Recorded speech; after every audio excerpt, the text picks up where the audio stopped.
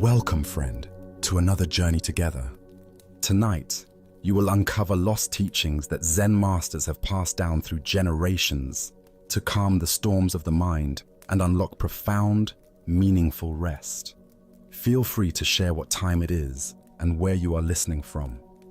I am going to share a curated collection of eye-opening Zen stories and Buddhist tales, each holding a key to the hidden secrets of mental clarity and emotional freedom. Every story carries a transformative insight that can reshape your entire experience of stress, worry, and the endless chatter of the mind. These are more than simple bedtime stories. They are potent, living teachings from masters who grasped a truth many of us have overlooked. That true peace arises not from altering our external world, but from transforming our inner one. As the Zen saying goes, the quieter you become, the more you are able to hear. Throughout our time together, you will see just how deeply this ancient wisdom can change your life. As we travel through these timeless narratives, you will feel a powerful shift begin to occur.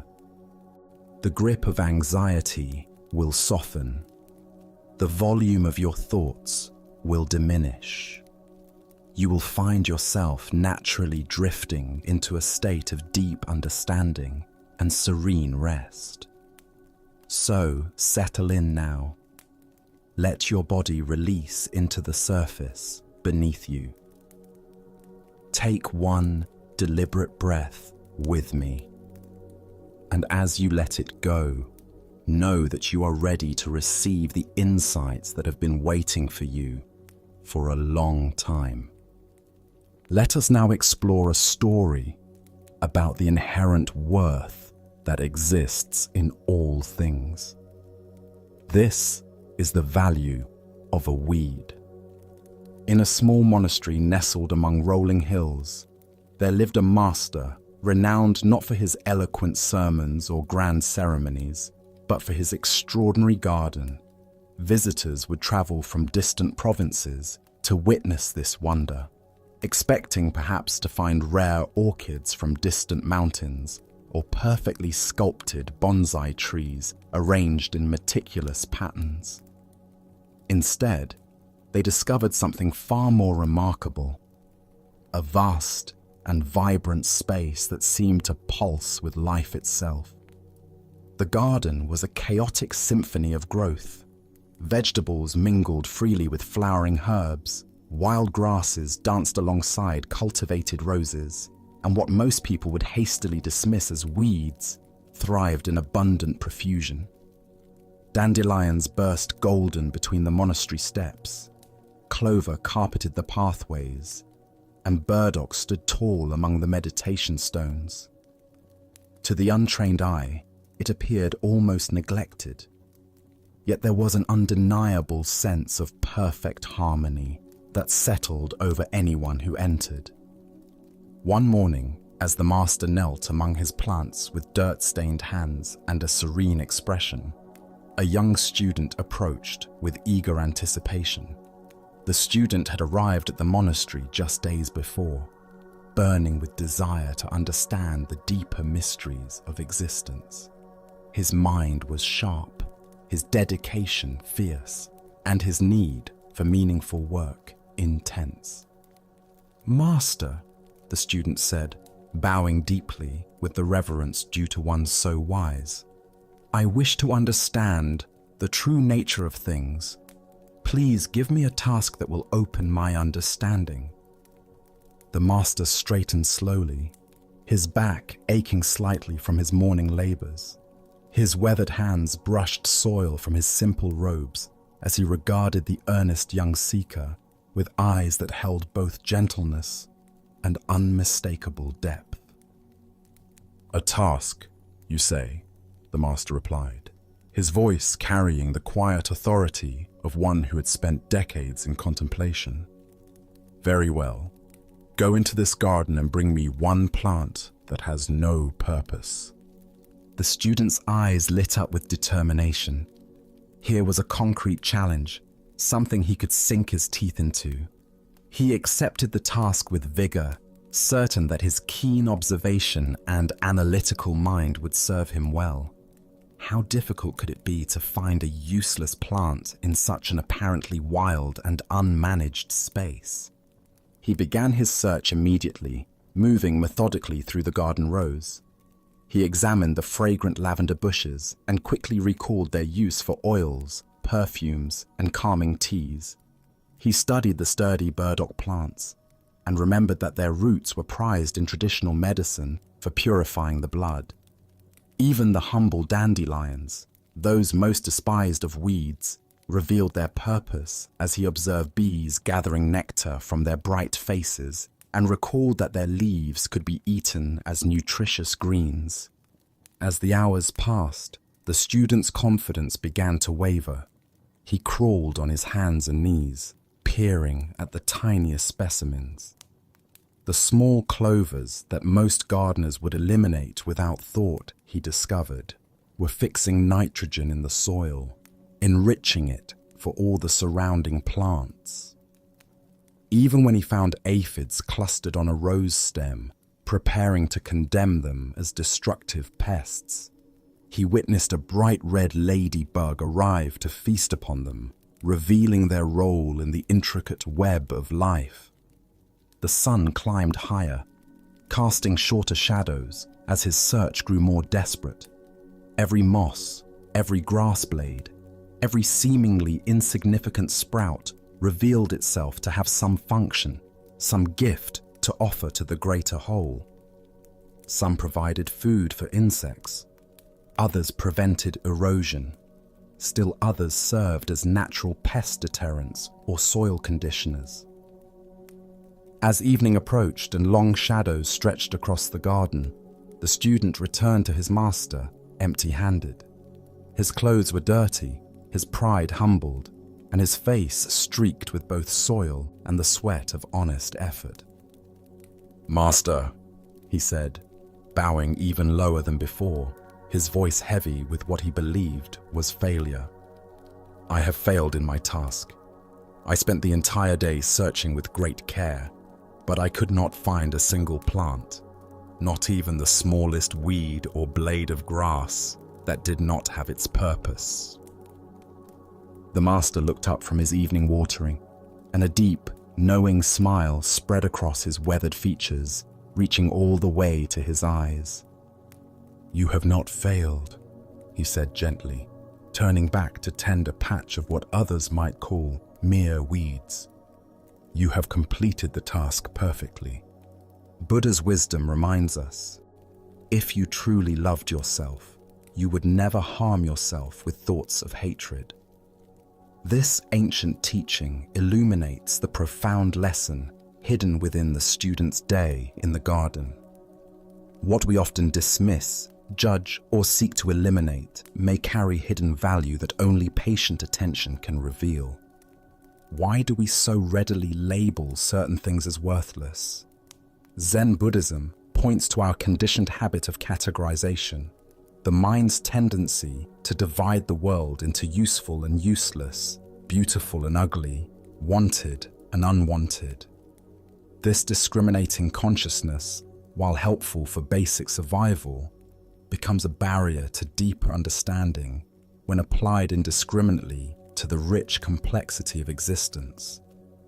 Consider how often throughout your day you make instant judgments about worth and value. The person who cuts you off in traffic becomes a terrible driver. The co-worker who doesn't greet you warmly becomes unfriendly. The unexpected delay in your schedule becomes a waste of time. Like the student initially searching for a useless plant, we scan our environment looking for what doesn't belong, what should be eliminated, what has no right to exist as it is. Yet Zen practice invites us to look more deeply, to cultivate what Suzuki Roshi called "don't know mind." This is the quality of open awareness that approaches each moment, each encounter, each apparent problem with fresh eyes, curious about what purpose might be hidden within what appears purposeless. In modern life, we encounter many weeds that might actually serve essential functions if we could see clearly. The difficult colleague who challenges our assumptions. The traffic delay that forces us to slow down when we desperately needed rest. The financial setback that reveals our unhealthy relationship with security. The illness that teaches us to value our health. Even our own perceived flaws and limitations often serve purposes we cannot initially comprehend. Zen teacher Charlotte Joko Beck observed, "Every moment is the teacher." This includes the moments we would prefer to pull up and discard like weeds. The Master's Garden demonstrates that in nature there are no mistakes, no accidents, no purposeless growth. Everything exists in relationship, serving the health of the whole in ways that may not be immediately apparent to limited human perception. The Buddha taught, in the end, just three things matter: how well we have lived, how well we have loved, how well we have learned to let go. When we stop dividing our experience into categories of worth and worthlessness, we begin to live more fully, love more inclusively, and let go more easily of the need to control and judge. Tonight, as you review the events of your day, can you identify the weeds you encountered? What irritations, interruptions, or unwanted experiences might carry hidden gifts if approached with the student's patient attention? Perhaps that moment of frustration contains a lesson about acceptance. Perhaps that person who annoyed you offers a mirror for seeing your own unconscious patterns. As the Buddha taught, every morning we are born again. What we do today is what matters most. In tomorrow's garden of experience, may you discover the inherent purpose dwelling even in what appears purposeless, remembering that in the ecology of existence, everything belongs. Our next story reveals the profound difference between force and nurture in the unfolding of greatness. This is the abbot's rooster. High in the mountains, where morning mist clung to ancient peaks, and the air itself seemed to whisper of timeless wisdom, there stood a monastery renowned throughout the land. Travelers spoke of many wonders found within its walls, the profound teachings of its abbot, the disciplined practice of its monks, the peaceful gardens that seemed to heal troubled hearts, and perhaps most surprisingly, its magnificent rooster. This was no ordinary bird. The rooster was a creature of such remarkable bearing that visitors would stop mid-conversation simply to witness his presence. His feathers caught the morning light like polished copper and emerald, shimmering with an iridescence that seemed almost supernatural. When he crowed at dawn, his voice carried across the valley with such authority and pure resonance that even the most skeptical visitors felt something stirring in their hearts, as if the very sound announced not just the coming of day, but the eternal renewal of life itself. His posture spoke of innate dignity. He moved through the monastery courtyard with a confidence that was neither arrogant nor timid, but simply authentic. Other birds seemed to respect his presence, and even the monastery cats maintained a respectful distance. There was something almost regal about his bearing, yet also perfectly natural, as if he embodied exactly what a rooster was meant to be.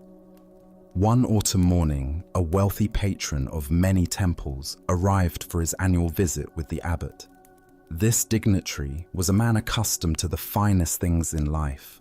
He had seen champion horses in imperial stables, prized hawks trained for nobility, and exotic birds from distant lands kept in elaborate cages.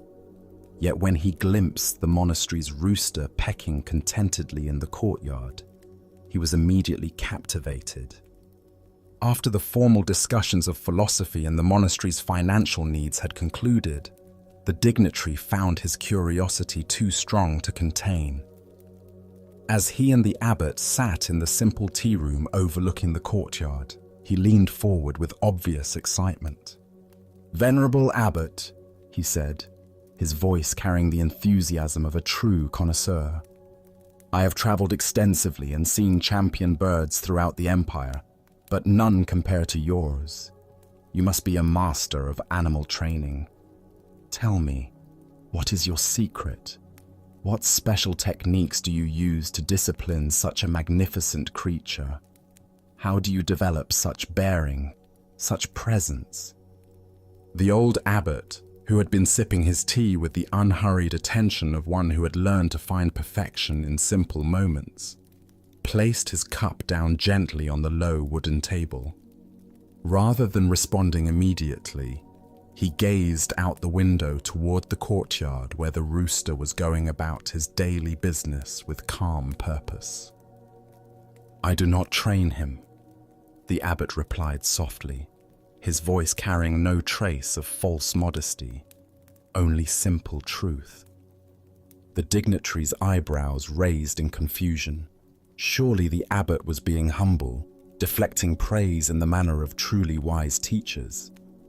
"But venerable one," he pressed, his magnificent posture, his powerful crow that echoes across the valley, his almost noble bearing, surely these are the results of careful conditioning and rigorous training methods. "No," the abbot said, a faint smile playing at the corners of his mouth like sunlight on still water. "I do not train him. I simply provide the best grain I can find and fresh water from the mountain spring. I ensure his coop is safe from predators and clean for his rest. I do nothing more than this." He lifted his teacup again, inhaling the steam as if it carried the essence of the mountains themselves. "The magnificence you observe is his own nature, expressing itself freely. I merely create the conditions that allow it to flourish." The Buddha observed, "What we plant in the soil of contemplation, we shall reap in the harvest of action." The heart of this lesson lies in understanding the profound difference between forcing growth and providing the conditions in which natural excellence can emerge. Why do we so often believe that greatness must be imposed from outside, shaped through force or manufactured through relentless effort? Zen Buddhism reveals how this misconception stems from our deep conditioning around control and achievement.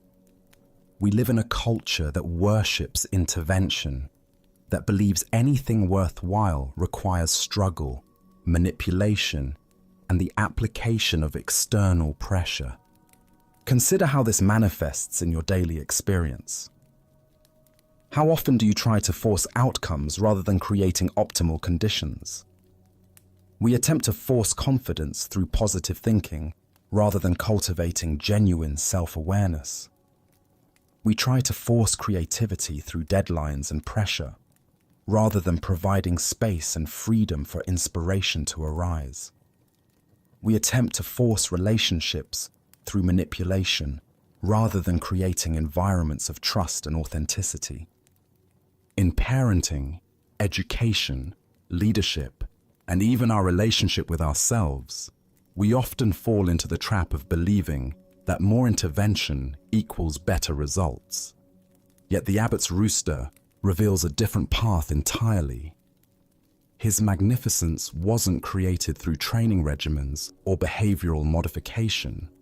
It emerged naturally when his basic needs were met with care and attention. Zen master Shunryu Suzuki taught, "Each of you is perfect the way you are, and you can use a little improvement." This apparent paradox points to the same wisdom demonstrated by the abbot. True development honors what already exists while providing optimal conditions for its expression. The mountain spring water and quality grain represent more than just physical nourishment. They symbolize the fundamental requirements for any authentic flourishing: attention, respect, safety, and freedom from artificial constraints. When these conditions are present, natural excellence tends to emerge without force. This principle applies equally to human development. Children thrive not when constantly corrected and controlled, but when provided with safety, nourishment, attention, and space to explore their natural curiosity. Creative projects flourish not under micromanagement, but when given adequate resources and freedom from interference. Even our own spiritual growth unfolds more gracefully through consistent practice and patient attention rather than aggressive self-improvement campaigns. The Buddha said, "Do not believe in anything simply because you have heard it, but after observation and analysis, when you find that anything agrees with reason and is conducive to the good and benefit of one and all, then accept it and live up to it." The abbot's approach to the rooster demonstrates this wisdom in action. He observed what actually supported the bird's well-being, rather than imposing preconceived notions about what training should look like. In Japanese gardening, there is a principle called listening to the tree, understanding the natural tendency of a plant and working with rather than against its inherent nature. The master gardener shapes through minimal intervention, allowing the essential character to express itself while providing guidance and support. Tonight, as you reflect on the areas of your life where you've been trying to force growth or change, can you identify where you might instead focus on improving conditions? Perhaps that difficult relationship needs more safety and less advice. Perhaps that creative project needs more space and less pressure. Perhaps your own inner development needs more compassion and less criticism. As the Buddha taught, everything that has a beginning has an ending. Make your peace with that, and all will be well. True mastery lies not in controlling outcomes, but in understanding what conditions allow natural excellence to unfold, then stepping back and trusting the inherent wisdom of life to express itself. Let us continue on our journey with a tale about the futility of forced effort. This is the polished tile. In a peaceful monastery where the rhythm of daily practice had continued unchanged for generations, there lived a young monk named Mazu, whose dedication had become legendary among his peers. From the earliest hours before dawn until late into the night, he could be found sitting in perfect stillness in the meditation hall, his back straight as a mountain pine, his breathing controlled with precision, his mind focused with an intensity that seemed almost fierce. Mazu had arrived at the monastery burning with a singular desire to achieve enlightenment through the sheer force of his determination. He believed, with the passionate certainty of youth, that spiritual awakening was a fortress to be conquered through relentless siege. If others meditated for an hour, he would sit for 3. If the prescribed practice was mindfulness of breath, he would add visualization techniques, mantra recitation, and analytical contemplation, until his sessions became elaborate internal gymnastics. His fellow monks watched with a mixture of admiration and concern as Mazu pushed himself beyond all reasonable limits. He would sit motionless for entire days and nights, refusing meals, ignoring the call to communal activities, his face growing gaunt and his eyes taking on the hollow intensity of someone waging war against his own mind. His meditation had become a form of spiritual violence, each session a battle where he was both the attacker and the attacked. Master Nanyue, the wise teacher who guided the monastery, observed Mazu's increasingly desperate efforts with growing worry. He recognized the signs of what Zen calls meditation sickness, the way earnest practice can become another form of ego striving, where the very effort To transcend the self becomes the self's most subtle trap. Night after night, he watched Mazu sit rigidly in the hall, his body tight with determination, his breathing forced into artificial patterns, his natural awareness twisted into knots of concentration. One crisp morning, as golden light filtered through the monastery windows and birds announced the arrival of another day, Nanyue made his way to Mazu's usual meditation spot. The young monk was already there, of course, having not moved from the previous evening. His posture was perfect, his stillness complete, yet there was something deeply unnatural about his presence, like a coiled spring ready to snap.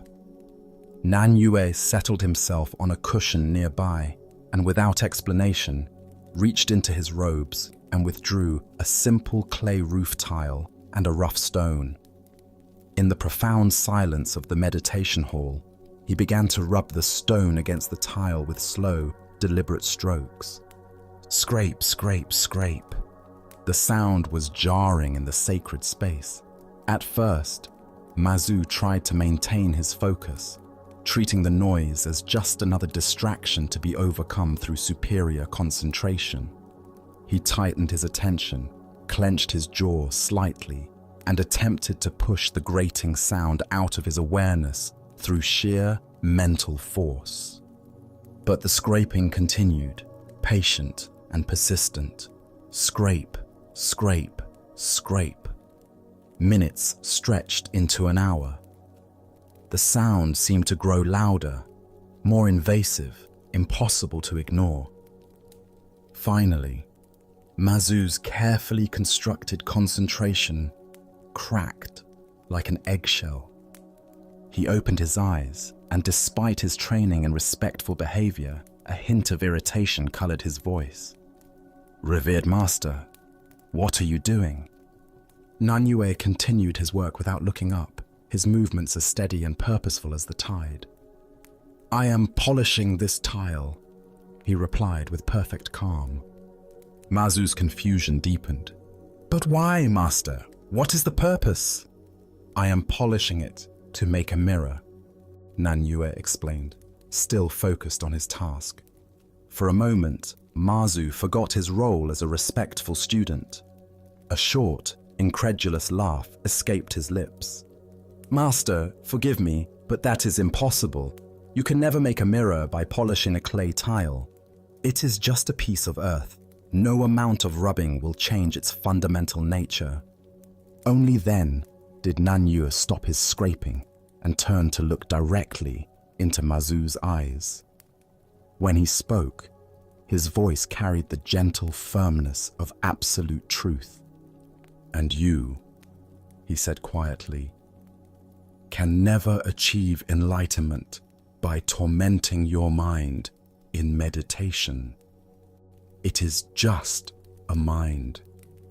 How can you turn it into something it is not through force?" The words hit Mazu like thunder in a clear sky. In that instant, he understood that his months of intense effort had been as futile as polishing clay to create a mirror. His striving itself was the obstacle. His determination to achieve some special state was preventing him from recognizing the natural awareness that had been present all along. For the first time in months, Mazu let go. The rigid tension in his shoulders dissolved. His breathing became natural and easy. His mind, released from the burden of trying to become enlightened, simply settled into its own peaceful nature. He sat there in wonder, not because he had achieved some extraordinary state, but because he had stopped trying to achieve anything at all. Ancient Buddhist wisdom tells us, the very seeking is the barrier. What emerges from this story is a profound teaching about the paradoxical nature of spiritual effort and the way our most sincere attempts to force awakening can become the very obstacles that keep us from recognizing what we already are. Why do we fall so easily into the trap of spiritual force? Zen Buddhism explains that this tendency arises from our deeply conditioned belief that anything worthwhile must be earned through effort, struggle, and the application of willpower. We approach meditation and spiritual practice with the same mentality we bring to learning a skill or building a career. The assumption that more effort equals better results. This misunderstanding reflects what Buddhism calls gaining mind, the mental orientation that sees enlightenment as an object to be acquired rather than recognizing the natural awareness that is already present. Like Mazu, we often turn our practice into a form of subtle violence against our own nature, trying to force our minds into artificial states rather than learning to rest in the simplicity of what is. Consider how this pattern manifests in your own life. How often do you try to force peace by controlling your thoughts? Attempt to manufacture confidence through positive self-talk. Try to create love by manipulating your feelings. The harder we grasp for these states, the more elusive they become, like trying to catch your own shadow or hold water in a clenched fist. In meditation, we may find ourselves straining for special experiences, judging our practice based on whether thoughts arise or disappear, forcing our breath into artificial patterns, or becoming frustrated when awareness doesn't feel clear enough. Each of these efforts is another form of polishing the tile, trying to make our ordinary mind into something extraordinary through force. Zen teacher Brad Warner writes, "Enlightenment is not a state you enter. It's the absence of something. What we're absent from is the very striving that seeks enlightenment.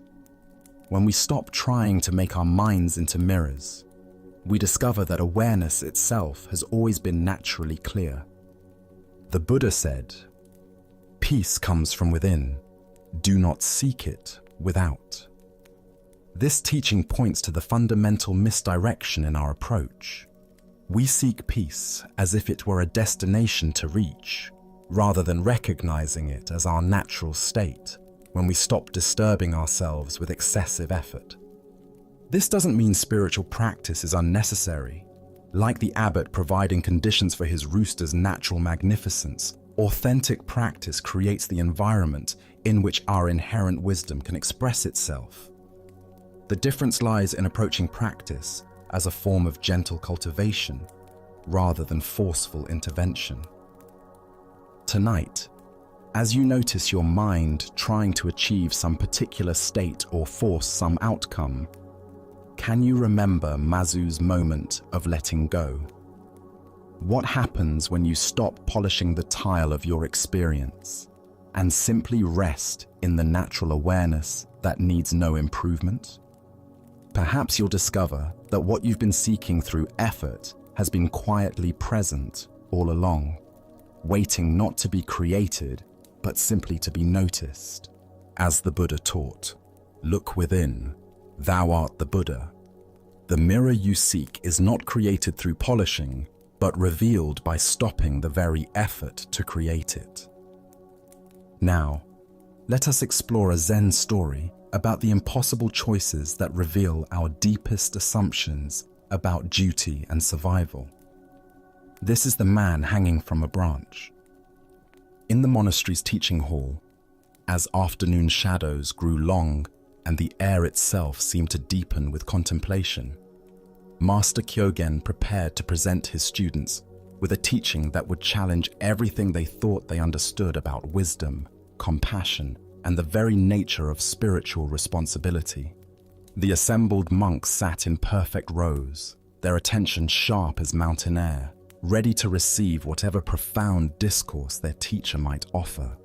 Kyogen was known throughout the region for his ability to present the most complex spiritual truths through deceptively simple scenarios. His teachings had a way of bypassing the analytical mind and striking directly at the heart of understanding. Today, he sensed his students needed to confront something deeper than mere concepts. They needed to face the fundamental contradictions inherent in conscious living. "Imagine a man," Kyogen began, his voice carrying the authority of one who had wrestled with life's deepest questions and emerged with hard-won wisdom. As he spoke, his words painted such a vivid picture that each monk could see the scenario unfolding before their inner eye. This man is climbing a tall, ancient tree that grows at the edge of a sheer cliff. The tree is old and gnarled, its bark rough beneath his hands, its branches thick but unpredictable. He has climbed high, perhaps seeking birds' eggs, perhaps simply for the joy of reaching toward the sky. But suddenly, without warning, his foot slips on the weathered bark. The monks listened with complete absorption, their own breathing seeming to synchronize with the imagined drama. Some unconsciously tightened their jaw muscles, feeling the sympathetic tension of the precarious situation. "He falls," Kyogen continued, his voice carrying the weight of gravity itself. "The earth rushes up toward him. The rocks below promise certain death. But at the very last moment, in a desperate attempt to save himself, he manages to bite down hard on a high branch. He is now hanging suspended over a great drop, his entire weight supported only by his teeth clenched around this rough piece of wood."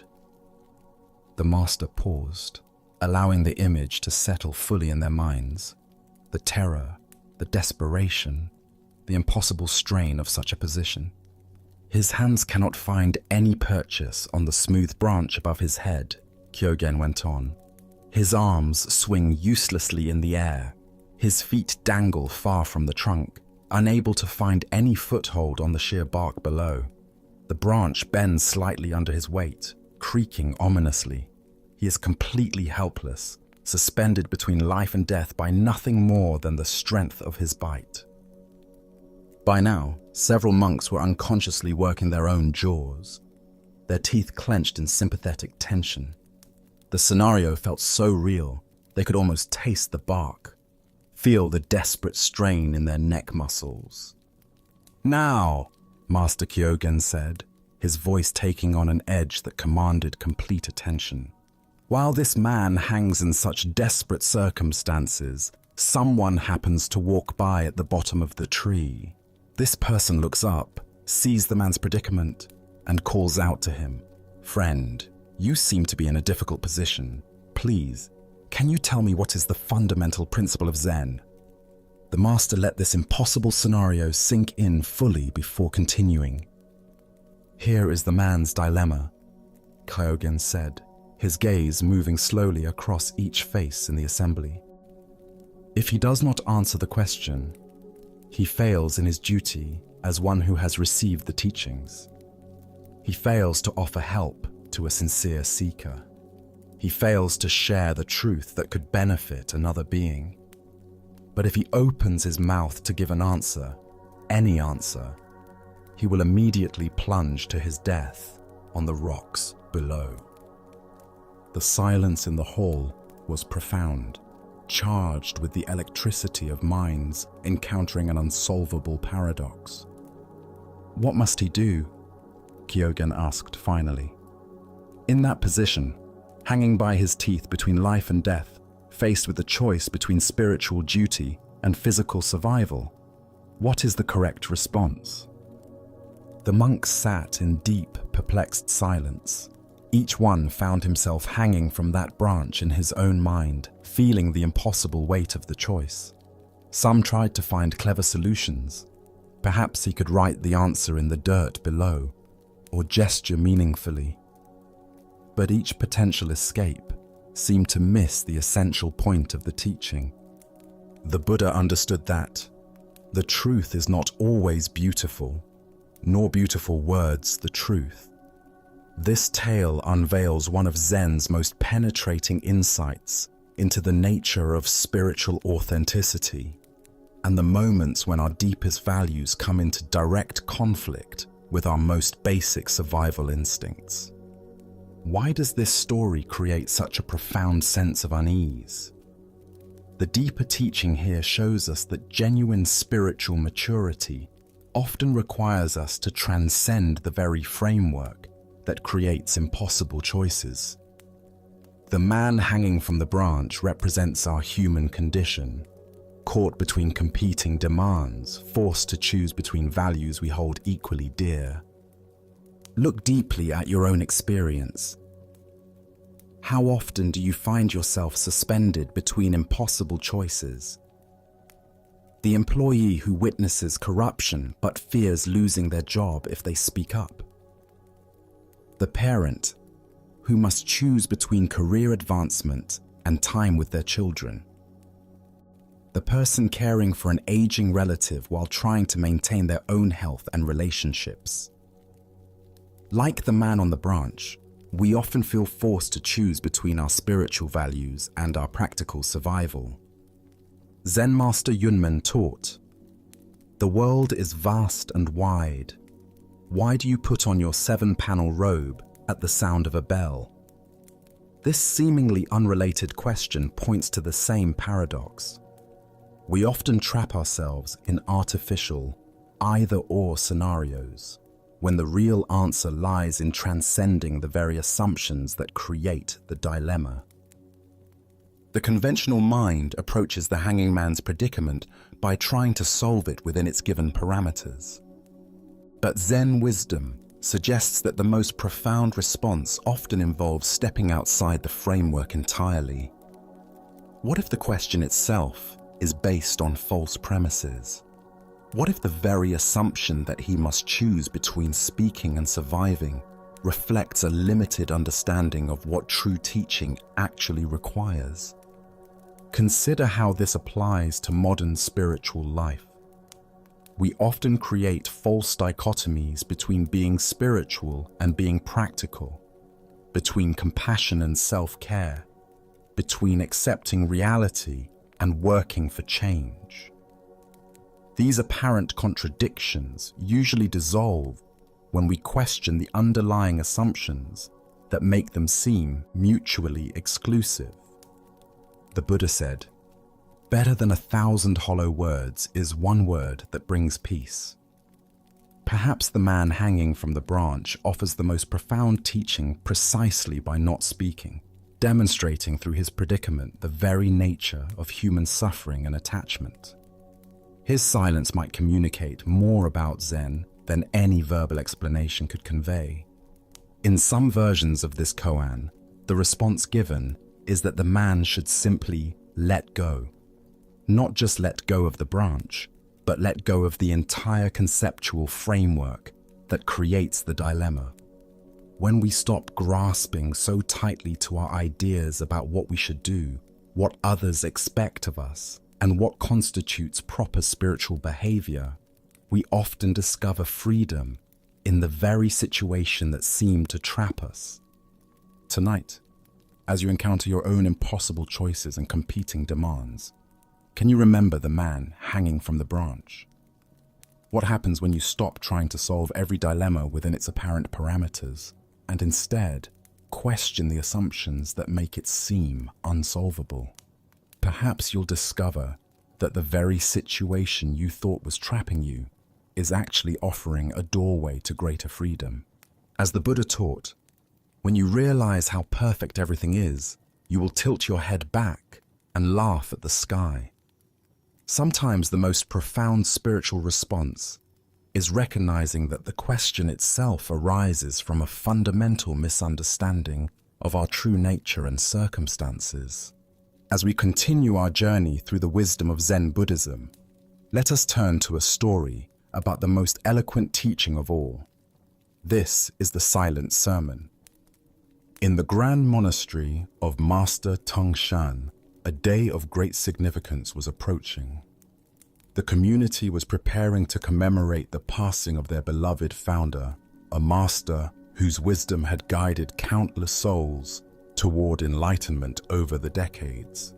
Monks had spent weeks preparing the main hall, polishing the wooden floors until they gleamed like mirrors, arranging flowers with the precise attention that honored both beauty and impermanence, and setting out cushions for what they expected would be the largest gathering the monastery had seen in years. Word of the commemorative ceremony had spread throughout the surrounding valleys and beyond. Monks from distant temples had made long pilgrimages to be present. Lay people from villages far and wide had planned their journeys months in advance, some walking for days along mountain paths to reach the monastery in time.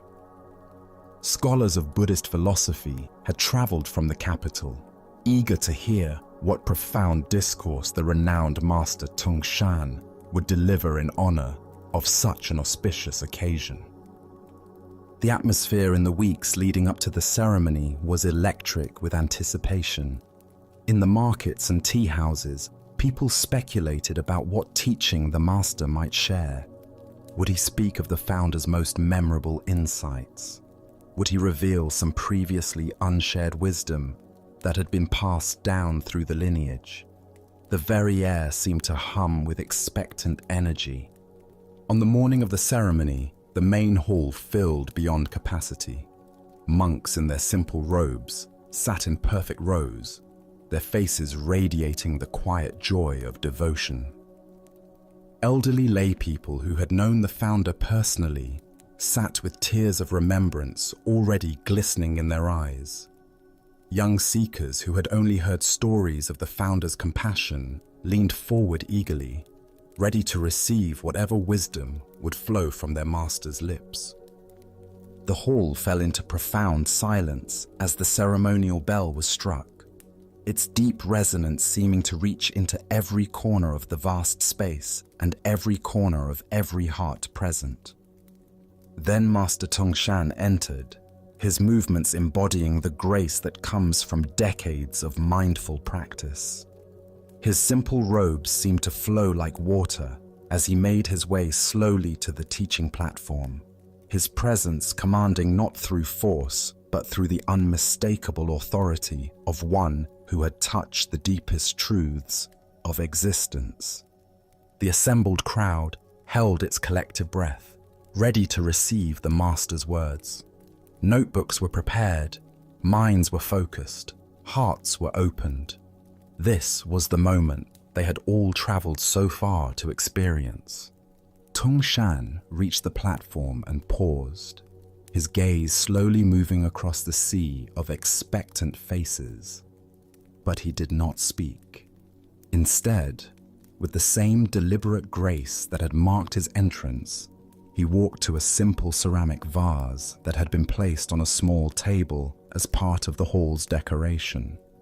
In the vase stood a single branch, not a flowering branch heavy with blossoms, not an evergreen sprig symbolizing eternal life, but a plain, withered branch that most would consider suitable only for the fire. With infinite care, the master lifted the branch from the vase. He held it before the assembly, turning it slowly so that everyone present could see it clearly from all angles. The branch was utterly ordinary, brittle, gnarled, stripped of leaves by time and weather. Its bark was grey and cracked, its surface rough with the marks of wind and rain. There was nothing beautiful about it in any conventional sense, nothing that would make someone pause to admire it in a forest. Yet as Tung Shan held it, something extraordinary happened. The branch seemed to become luminous with significance. His presence, his attention, his profound stillness transformed this humble piece of wood into something that spoke more eloquently than any words could express. In his hands, it became a teaching about impermanence, about finding beauty in simplicity, about the way awareness itself can reveal the sacred in the most ordinary circumstances. He held the branch for what felt like an eternity, though in reality, it was perhaps only a few minutes. His face was calm, compassionate, utterly present. There was no performance in his gesture, no attempt to create mystery or confusion. He was simply offering what was most essential, stripped of all elaboration and explanation. Then, with the same ceremonial attention he had used to lift it, Tongshan placed the branch back in the vase. He bowed deeply to the assembly, his bow expressing more gratitude and respect than 1,000 words of praise. Without having spoken a single syllable, he turned and walked slowly from the hall. The silence that followed was profound, but it was not the silence of confusion or disappointment. It was the silence of minds that had been touched by something beyond language, hearts that had received a transmission more direct than any verbal teaching could provide. Many in the crowd began to whisper among themselves, their voices carrying bewilderment and frustration. What did it mean? Some asked. Why did he say nothing? Others wondered aloud. We came so far to hear wisdom, and he gave us only silence. The disappointment in their voices was palpable, the sense of being somehow cheated of the profound discourse they had anticipated. But in the back of the hall, one young monk sat in perfect stillness, his understanding complete. Slowly, a single tear of recognition rolled down his cheek as he realized he had just received the most perfect teaching of his life, a teaching that had nothing to do with words and everything to do with presence, attention, and the willingness to see the sacred in what others might dismiss as worthless. Buddha spoke of this when he said, "Better than 1,000 useless words is one word that brings peace." Here we discover that sometimes the most profound teachings transcend language entirely, speaking directly to the heart through presence and authentic demonstration, rather than explanation and analysis. Why do we assume that the most important truths must be expressed in words? Zen Buddhism points to our deep conditioning around verbal communication and conceptual understanding. We live in a culture that equates intelligence with articulation, wisdom with eloquence, and teaching with the ability to explain complex ideas in sophisticated language. Yet consider how often the most meaningful moments in your life have been wordless. The silence shared with a friend who truly understands your sorrow. The wordless communion experienced while watching a sunset or holding a newborn child. The profound communication that happens through a simple touch when someone is in pain. These experiences suggest that our deepest knowing often occurs beyond the realm of language. Look at your own spiritual journey. How much of your most authentic insight has come through reading books or listening to lectures? And how much has emerged from direct experience, from moments of simple presence, from encounters with ordinary reality that suddenly revealed itself as sacred? Often, our most transformative realizations arise not from accumulating more information, but from learning to see with fresh eyes what has always been present. Zen teacher Alan Watts observed, "The real world is beyond our thoughts and ideas.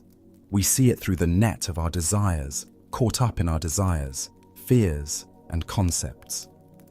Master Tongshan's withered branch cut through this net entirely. By offering something completely ordinary with complete presence, he demonstrated how awareness itself transforms whatever it touches. The branch represented everything we typically overlook or dismiss: the aging process, the beauty of things past their prime, the sacred nature of decay and transformation. In a culture obsessed with youth, growth, and acquisition, the withered branch spoke eloquently of acceptance, of finding perfection in imperfection, of recognizing the Buddha nature even in what appears lifeless. In Japanese aesthetics, this principle is called wabi-sabi. the appreciation of transience and imperfection as gateways to deeper beauty. The branch embodied this teaching more completely than any philosophical discourse could convey. Its very ordinariness became extraordinary when met with the master's complete attention. The Buddha taught, "Thousands of candles can be lighted from a single candle, and the life of the candle will not be shortened. Happiness never decreases by being shared." Master Tangshan's silent sermon lit thousands of candles of understanding in those who were ready to receive it, not through adding anything new, but by revealing what was already present. Tonight, as you sit in the silence after words have ended, can you feel the eloquence of wordless presence? What teachings might be available in the simple objects around you? A cup, a book, a flower, when approached with the same quality of attention that Tangshan brought to his withered branch? Perhaps you'll discover that the most profound teachings have been speaking to you all along through the ordinary sacred reality of this moment. As the Buddha taught, peace is the only battle worth waging. In the silence between thoughts, in the space between words, in the presence that needs no explanation, this battle is already won. Let us continue on our journey through the wisdom of Zen Buddhism with a story about the phantoms we create with our own minds. This is the tale of the haunting that was no haunting at all. A man lived peacefully with his beloved wife for many years, their love deep and genuine, their companionship a source of daily joy. But as fate would have it, she became gravely ill. As she lay on her deathbed, her breathing shallow and her strength fading, she grasped her husband's hand with surprising force. "My darling," she whispered, her eyes filled with both love and fear. "I cannot bear the thought of leaving you, and I cannot bear the thought of you loving another. Promise me that when I am gone, you will not see any other women. Promise me you will remain faithful to my memory forever, or I swear I will return from the grave to haunt you." The husband, his heart breaking at her words and her impending departure, made the promise she demanded. What else could he do? In that moment of grief and love, he would have agreed to anything to ease her suffering and honor their bond. For several months after her death, the widower kept his word. He avoided social gatherings, declined invitations, and turned away from any possibility of female companionship. His world became small and lonely, filled only with work and memories.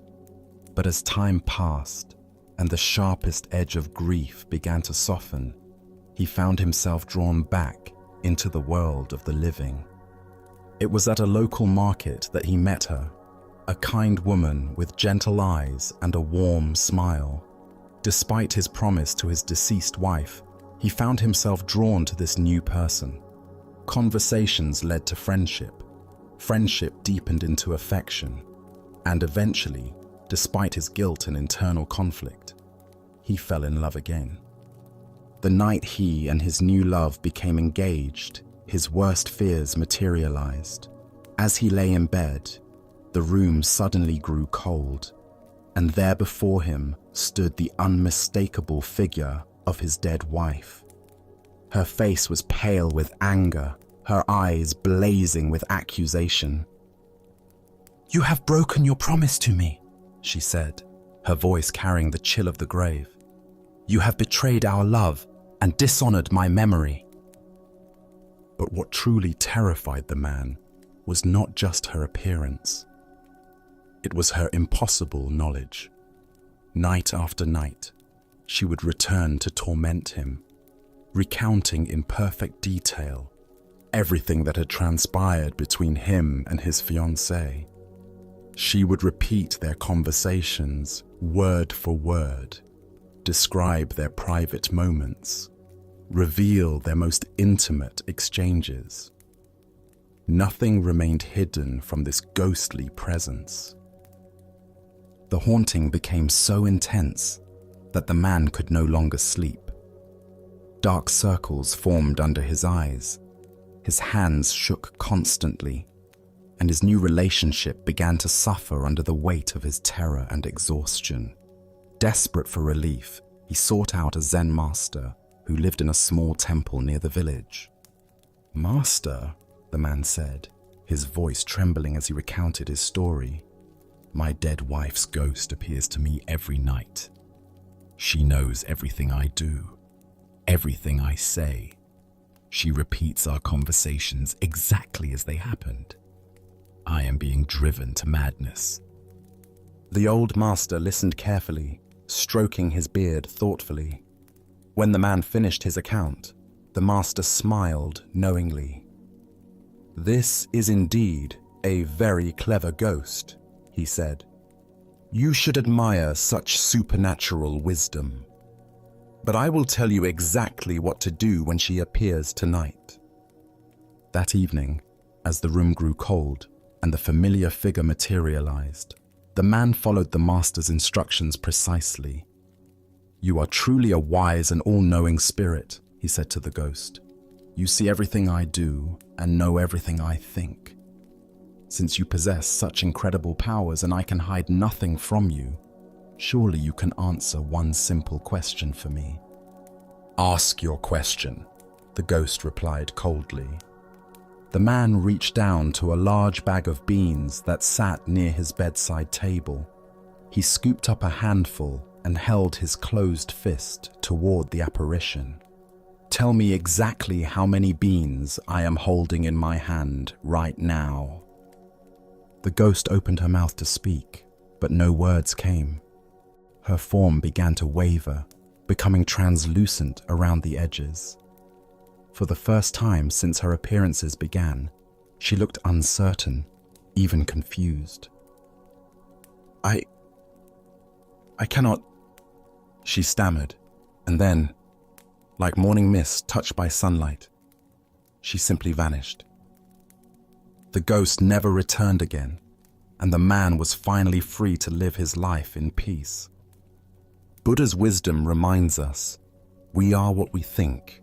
All that we are arises with our thoughts. With our thoughts, we make the world. The deeper teaching here shows us how powerfully our minds can create seemingly real experiences from nothing but guilt, fear, and unresolved emotions. Why do we give such power to the ghosts of our own making? Zen Buddhism reveals that much of our suffering comes not from external forces, but from the phantoms we create through our own psychological patterns. The ghost in this story was nothing more than the man's own guilt and conditioning, projected outward and given form by his tormented mind. Consider how often in your own life you are haunted by voices that seem to know your every move, that judge your every decision, that remind you of promises you've broken or standards you've failed to meet. These internalized critics often speak with the voices of people from our past, parents, teachers, former partners, but their power comes entirely from our own minds giving them substance. The man's ghost could recite his conversations perfectly because it was his own memory playing them back to him. It knew his private moments because it was created by his own consciousness. It appeared when his guilt was strongest because guilt was its very substance. The ghost was real in its effects, but had no independent existence. In Zen practice, we learn to distinguish between what is actually present and what our minds are adding to the situation. The man was genuinely in love with a new person, but his conditioning told him this was a betrayal. His deceased wife was genuinely gone, but his unprocessed grief and guilt kept her psychologically present. The master's solution was brilliant in its simplicity. By asking the ghost to know something that existed only in the present moment, something the man's own mind couldn't possibly know, he revealed the phantom's true nature. The beans in his hand were unknown even to him until he counted them. No amount of memory, guilt, or psychological projection could provide this information. Zen teacher Charlotte Joko Beck said, "Our thoughts are just thoughts. They're not necessarily true, they're not necessarily important, and they're not necessarily ours." The ghost's accusations felt absolutely real to the man, but they were simply thoughts and emotions given form by his own mental processes.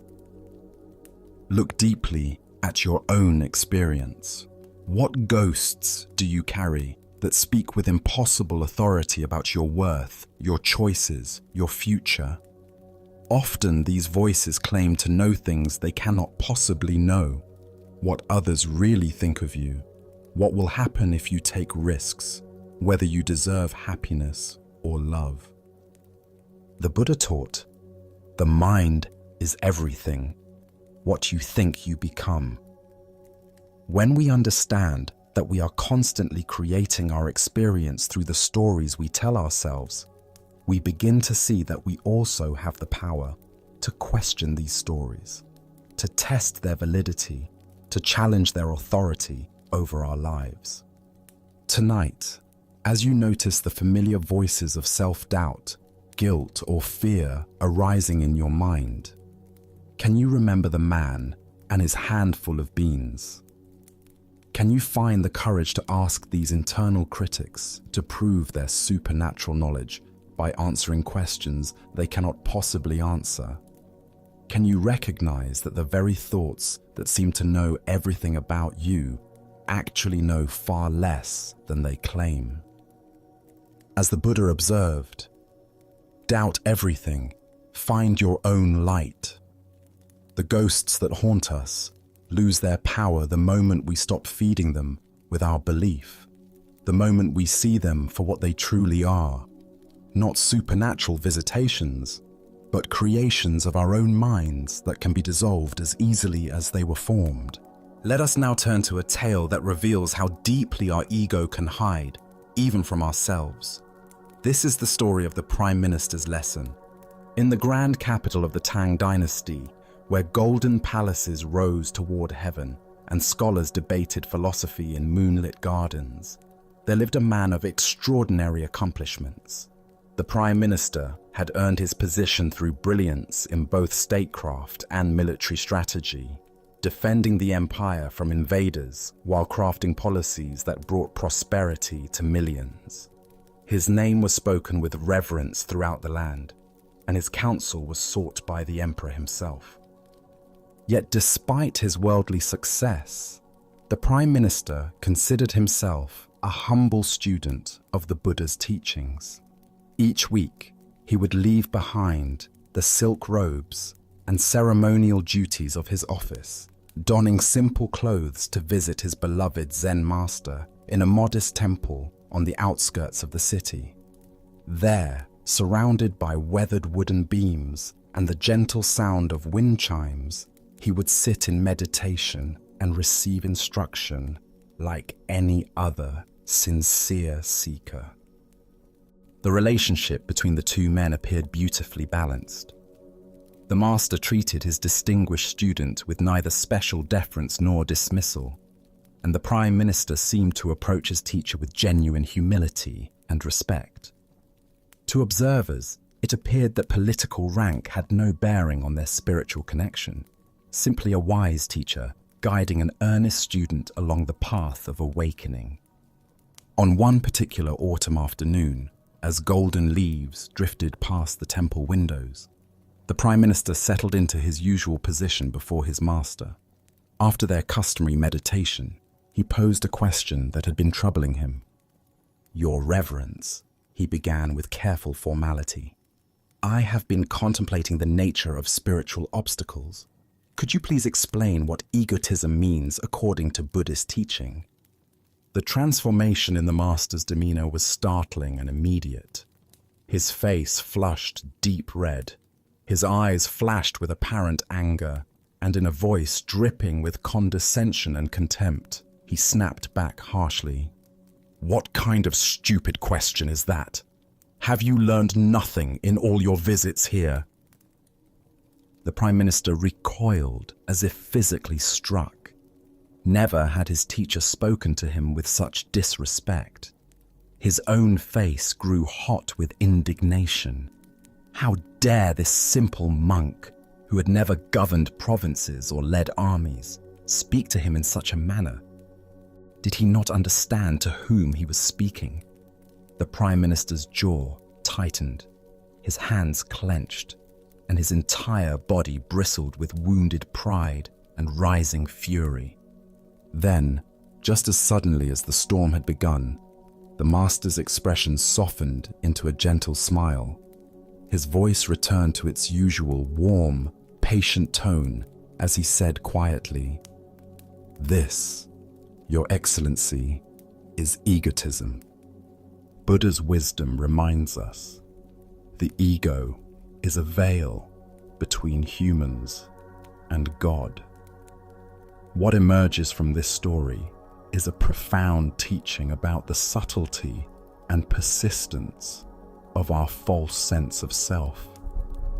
Even when we believe we have cultivated humility, the ego remains, waiting for the right trigger to reveal its hidden presence. Why do we struggle to see our own egotism? Zen Buddhism teaches that the ego is like our own shadow, always present but rarely noticed because we're looking in the wrong direction. The ego is particularly clever at disguising itself in spiritual clothing. We can practice meditation for years, study sacred texts, and even develop genuine compassion, all while maintaining a subtle sense of spiritual superiority or specialness. The Prime Minister's ego wasn't obvious in his daily spiritual practice. He appeared humble, respectful, and sincere. But when his dignity was challenged, when his sense of status and importance was threatened, the ego erupted with full force. This is the ego's signature. It reveals itself not in our calm moments, but in our reactive ones. Consider how often throughout your day you might experience similar moments. A colleague interrupts you during a meeting, and irritation flashes through your mind. A driver cuts you off in traffic, and anger arises. Someone questions your expertise in an area you consider your specialty, and defensiveness emerges. These automatic reactions reveal the ego's constant vigilance, always ready to defend its constructed image of who we think we are. Zen master Suzuki Roshi taught, "Each of you is perfect the way you are, and you can use a little improvement." This paradox points to the heart of working with ego. We must simultaneously accept ourselves completely while remaining willing to see through our self-deceptions. The ego thrives on both self-hatred and self-aggrandizement, but it dissolves in the light of honest, compassionate self-observation.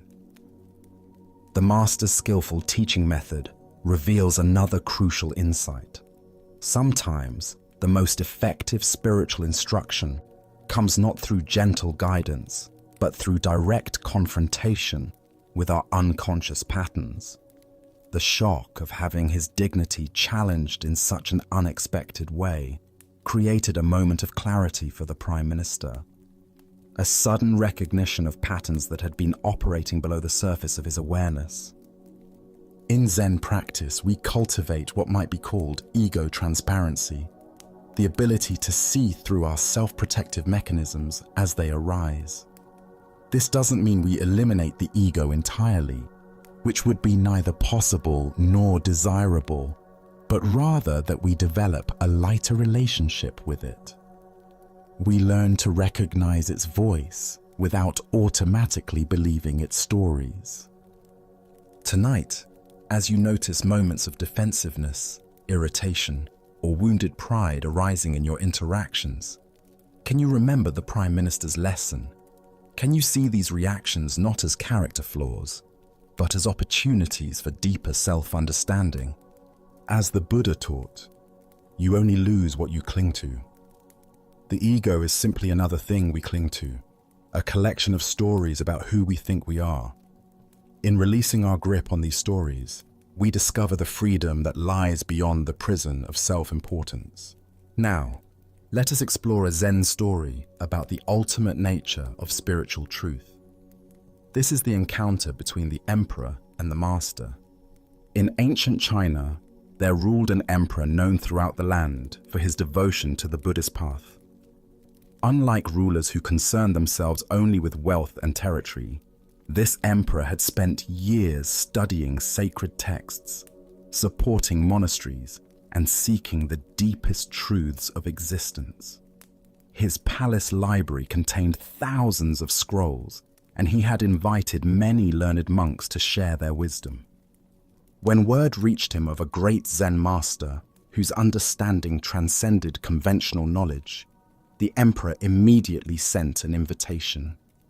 He longed to test his own understanding against this master's renowned wisdom. The day of the master's arrival, the palace buzzed with anticipation.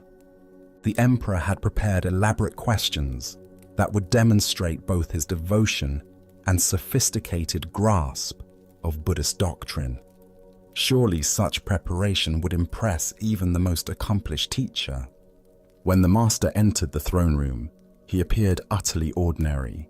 His robes were simple and travel-worn, his bearing humble, yet alert. The emperor, seated on his golden throne beneath paintings of Buddhist saints, felt both excited and nervous. "Venerable master," the emperor began, his voice echoing through the vast hall decorated with precious statues and sacred symbols. "I have studied the Buddhist teachings for many years. I have built temples, supported monks, and devoted my life to understanding the sacred path. Now I ask you, what is the highest truth of the holy Buddhist doctrine?"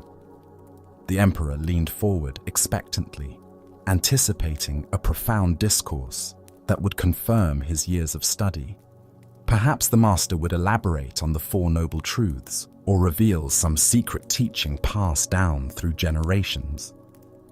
Instead, the master looked directly into the emperor's eyes with a gaze that seemed to see through all pretense. His response came quietly. Vast emptiness, and not a trace of holiness. Silence filled the throne room. The emperor blinked, certain he had misheard. Where was the elaborate explanation of Buddhist cosmology? Where were the references to sacred texts and divine principles? "If there is no holiness," the emperor asked, his voice betraying confusion and dismay, "then who or what are you? If there is no sacred truth to attain, what makes you a master?" The emperor's questions carried the weight of years spent accumulating spiritual knowledge and religious merit. He had built his identity around being a devout Buddhist ruler, and this master's words seemed to dissolve the foundation of that carefully constructed self-image. The master's response came with the same quiet directness. "I do not know." With these three simple words, the master had stripped away every concept, every identity, every claim to understanding that the emperor had accumulated. The master departed as simply as he had arrived, leaving the emperor in contemplative silence. As the Buddha observed, "Those who think they know, don't know. Those who know they don't know, know." This paradoxical teaching points to the heart of Zen understanding. True wisdom begins not with accumulating knowledge, but with recognizing the limitations of conceptual thinking itself. The deeper teaching here shows us that spiritual seeking often becomes another form of grasping. We collect teachings and insights like precious jewels, believing enlightenment lies in acquiring enough sacred knowledge. But ultimate truth cannot be possessed or described in conventional terms. The master's declaration of vast emptiness points to shunyata, often translated as emptiness. This doesn't mean nothing exists, but that nothing exists in the solid, independent way our thoughts assume. Every phenomenon arises interdependently without fixed essence. This emptiness is not a concept to understand, but a reality to embody. When the Master says there is not a trace of holiness, he's not denying spiritual experience, but pointing to truth that transcends dualistic thinking, separating sacred from ordinary. The very search for holiness implies our present experience lacks something essential when completeness is already here. Consider how this teaching might illuminate your spiritual journey. Have you noticed how the mind tries to turn insights into possessions? We have powerful experiences and want to understand, categorize, and repeat them. Yet each time we grasp, we move away from the simple presence that made them possible.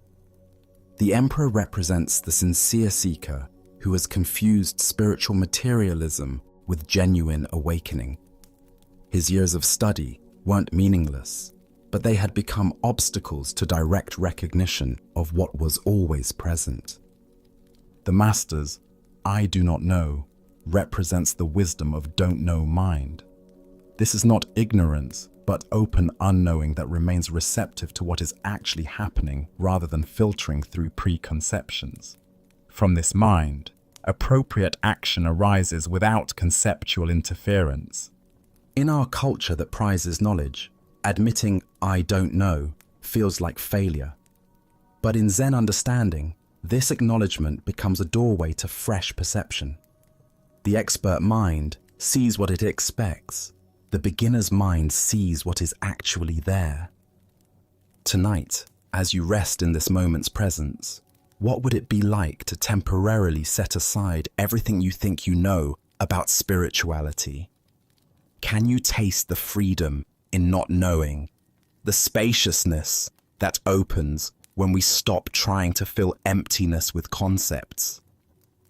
As the Buddha taught, in the sky, there is no distinction of east and west. People create distinctions out of their own minds and then believe them to be true. The vast emptiness the Master pointed to is infinitely spacious, containing all possibilities while being limited by none. In recognizing this emptiness as our true nature, we discover the most ordinary miracle. This moment, exactly as it is, lacking nothing. Our next story reveals the profound difference between spiritual performance and authentic understanding. This is the teaching of the head that wished to be severed. In the great monastery of Chao Chu, where hundreds of monks gathered daily for meditation and study, the morning routines followed ancient rhythms. After the pre-dawn sitting, as the first light touched the mountain peaks surrounding the monastery, monks would disperse to their various duties, some to the gardens, others to the kitchens, still others to copying sacred texts or maintaining the buildings. One particular morning, the Venerable Abbot Chao Cho made his customary walk through the monastery grounds, checking on the well-being of his students and the condition of their practice. His presence was both gentle and penetrating. Monks never knew when their most casual words might become profound teachings, or when their deepest spiritual insights might be revealed as mere intellectual concepts. As he passed behind the main meditation hall, a building where the community gathered twice daily for silent sitting, the abbot noticed a young monk sitting alone in the shadow of the wooden structure. The monk appeared to be engaged in some form of practice, though he was apart from the scheduled community activities. "Brother," Chao Cho called softly, approaching with the quiet steps that had become second nature through decades of mindful walking. "Where have all the virtuous ones gone?" The question seemed simple enough, almost like casual conversation, but those familiar with Chao Cho's teaching style recognized the subtle depth in his inquiry. Was he asking about physical location, spiritual attainment, or something else entirely? The young monk looked up with an expression of confident understanding. He had been at the monastery for several years and prided himself on grasping the essential points of Zen teaching. This seemed like an opportunity to demonstrate his comprehension of the Dharma. "They have all gone to work," the monk replied matter-of-factly, gesturing toward the various parts of the monastery where his brothers were engaged in their daily tasks. His tone suggested that the answer was obvious. Virtuous people naturally engage in productive activity rather than sitting idle. What happened next shocked the young monk completely. Without warning, Cao Cho reached into the folds of his robe and produced a sharp knife, its blade gleaming in the morning sunlight. But instead of threatening the monk, the abbot did something far more unsettling. With complete calmness, Cao Cho stretched out his own neck, exposing his throat to the blade, and handed the knife to the bewildered young monk. His voice remained gentle and conversational, as if he were making the most reasonable request in the world. "My responsibilities as abbot are many and demanding," he said with apparent sincerity. "I wonder if you could please cut off my head for me. It would be such a help in managing my duties." The young monk's eyes widened in horror. His hands trembled as he stared at the knife now in his possession and the exposed neck of his revered teacher. Everything about the situation contradicted his understanding of proper monastic behavior, spiritual teaching, and basic human decency. Unable to comprehend what was being asked of him or why, unable to see past the literal surface of the abbot's request to any deeper meaning, the terrified monk dropped the knife and ran. His feet carried him far from the meditation hall, far from the incomprehensible scene, his mind reeling with confusion and fear. Cao Cho calmly picked up the fallen knife, tucked it back into his robe, and continued his morning walk with the same peaceful demeanor he had maintained throughout the entire encounter. As the Buddha observed, it is better to travel well than to arrive. What emerges from this story is a teaching about the vast difference between intellectual understanding and genuine realization. Why do we so often mistake conceptual knowledge for authentic wisdom? Zen Buddhism reveals that our thinking mind loves to collect spiritual ideas and organize them into neat categories, creating the illusion of understanding without the transformative experience of direct insight. The young monk's response, "They have all gone to work," represents the kind of dualistic thinking that separates spiritual practice from ordinary activity. His answer implied that virtue lies in doing productive tasks rather than sitting idly, revealing his assumption that awakened activity and rest exist in opposition to each other. But Cao Cho's teaching cuts much deeper than this surface interpretation. By offering his neck to the knife, he was asking a profound question. If the monk truly understood that all the virtuous ones had gone to work, what work was most essential? If responsibility truly mattered, what was the most compassionate response to suffering? Look deeply at your own spiritual assumptions. How often do we divide life into spiritual activities and mundane ones, important work and trivial tasks, sacred moments and ordinary time? This dualistic thinking keeps us from recognizing that every moment offers opportunities for awakened response. The abbot's gesture points toward the heart of Zen understanding. Genuine compassion sometimes requires actions that transcend conventional thinking. When someone is truly suffering under the burden of responsibility, attachment, or spiritual seeking itself, what is the most loving response?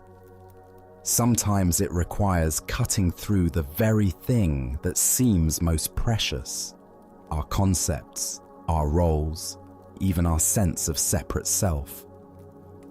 Zen master Linji taught, "If you meet the Buddha on the road, kill the Buddha." This famous saying points to the same radical teaching Cao Cho offered. Any fixed idea about enlightenment, any attachment to spiritual roles or concepts, becomes an obstacle to direct realization. True compassion sometimes requires destroying the very thing we think we're trying to protect. The young monk's terror and flight revealed how completely he missed this deeper level of teaching. He remained trapped in literal interpretation, unable to see past the surface of the abbot's words to their transformative invitation. His spiritual understanding, though articulate, remained purely conceptual. Consider your own relationship to spiritual responsibility and helping others. When someone asks for help with their suffering, do we offer concepts and advice, or do we respond from a deeper place of understanding? Are we willing to sacrifice our comfortable spiritual positions to meet others exactly where they are? This ancient wisdom illuminates the difference between talking about virtue and embodying it. The monk could identify where virtuous people go and what they do, but when faced with an opportunity for radical compassion, he fled. His knowledge remained divorced from spontaneous, awakened action. In Zen practice, we cultivate what's called great doubt, a willingness to question even our most cherished spiritual understandings. This doubt isn't cynicism, but openness to discoveries that transcend our current conceptual frameworks. Are we prepared to have our spiritual certainties challenged, even destroyed, if it serves awakening? Tonight, as you encounter opportunities to help others with their burdens, can you sense the difference between offering what you think they need and responding from genuine understanding? Can you feel how true compassion sometimes requires cutting through your own comfortable assumptions about what constitutes appropriate spiritual behavior?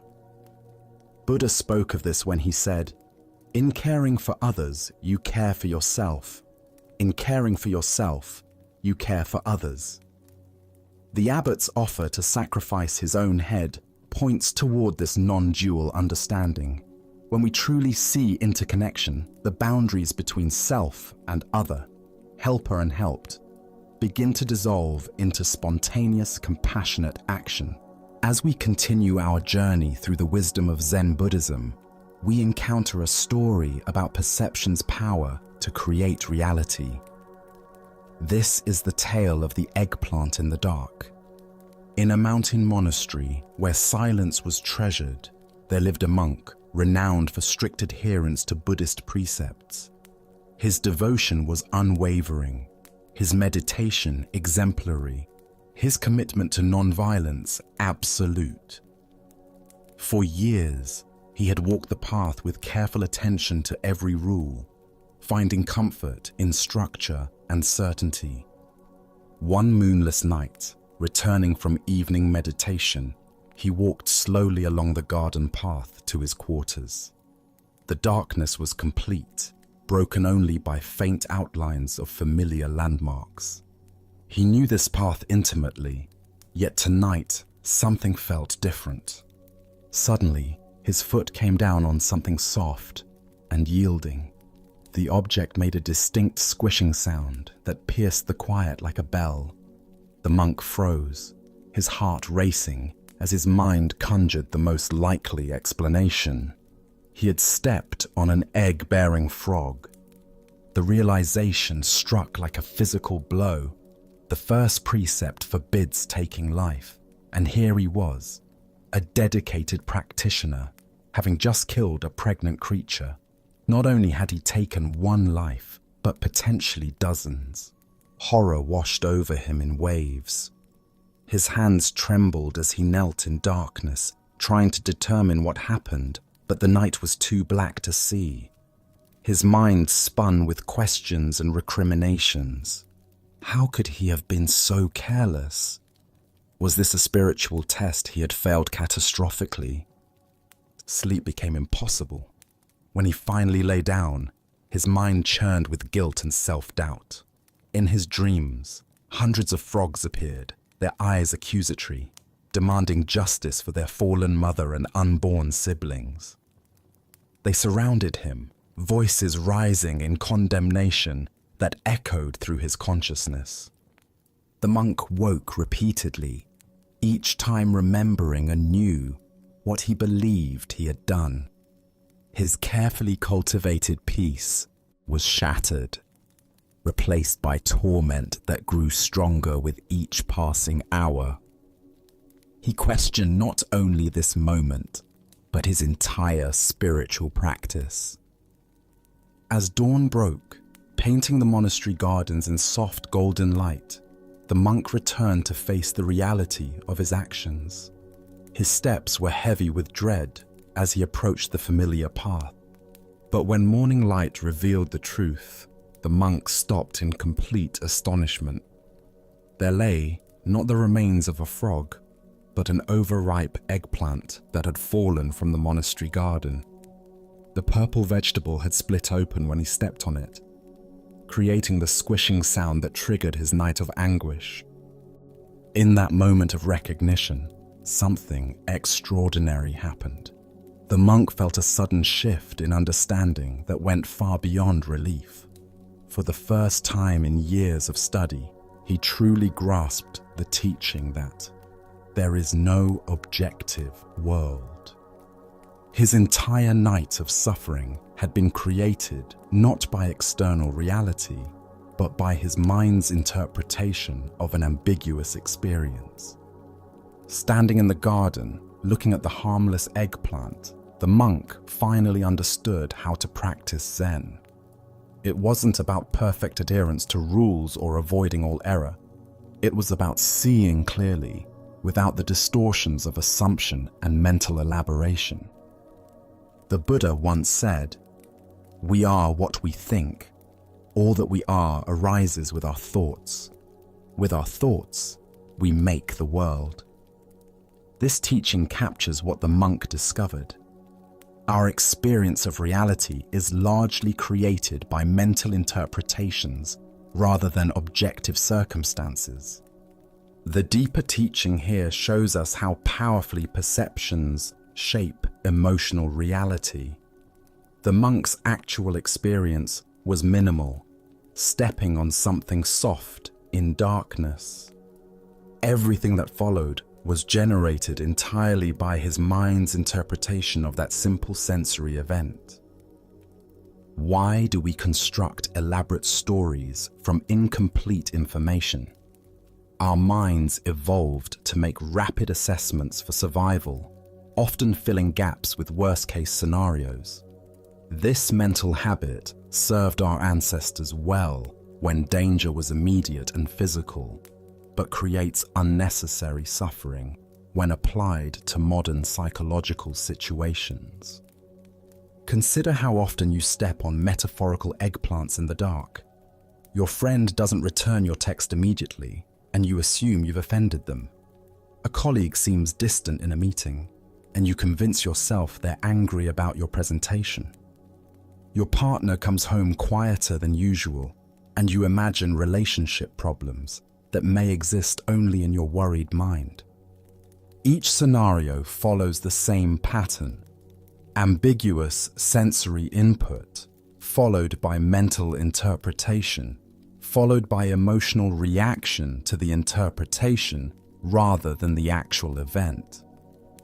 We suffer not from what happens, but from what we think about what happens. Zen, Master Suzuki Roshi taught, "In the beginner's mind, there are many possibilities, but in the expert's mind, there are few." The monk had become an expert in following rules, but a beginner in seeing clearly. His expertise actually became a limitation when it caused him to jump to conclusions based on preconceptions. This story invites us to examine our tendency toward premature interpretation. How often do we create our own nightmares by assuming the worst about ambiguous situations? How much daily stress comes from responding to imagined scenarios rather than actual circumstances? Tonight, as you encounter the inevitable ambiguities of human interaction, can you remember the monk and the eggplant? When your mind begins constructing stories about unclear situations, can you step back and ask, what do I actually know for certain, and what am I adding through interpretation? Buddha's wisdom reminds us, doubt everything, find your own light. The monk's awakening came not from following external rules more perfectly, but from discovering the clarity that was always available within him. Our next story reveals the subtle poison of habitual negativity and the freedom found in contentment. This is the lesson of the monastery and the monk who never stopped complaining. In a remote mountain monastery known for its strict discipline and profound silence, a community of monks devoted themselves to deep spiritual practice. The monastery followed an ancient vow of silence, understanding that constant talking often distracts the mind from inner contemplation and genuine insight. For years at a time, the monks would practice in complete quiet, finding peace in the absence of unnecessary words. However, this particular monastery had one unusual tradition. Every 10 years, each monk was permitted to speak exactly 2 words to the head monk.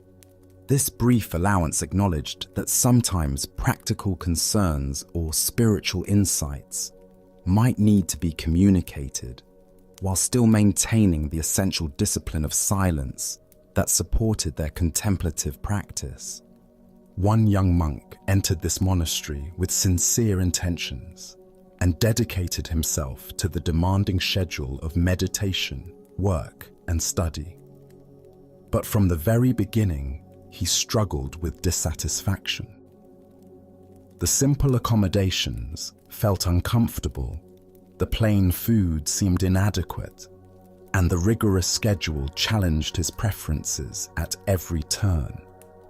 After his first 10 years of practice, he went to the head monk for his permitted communication.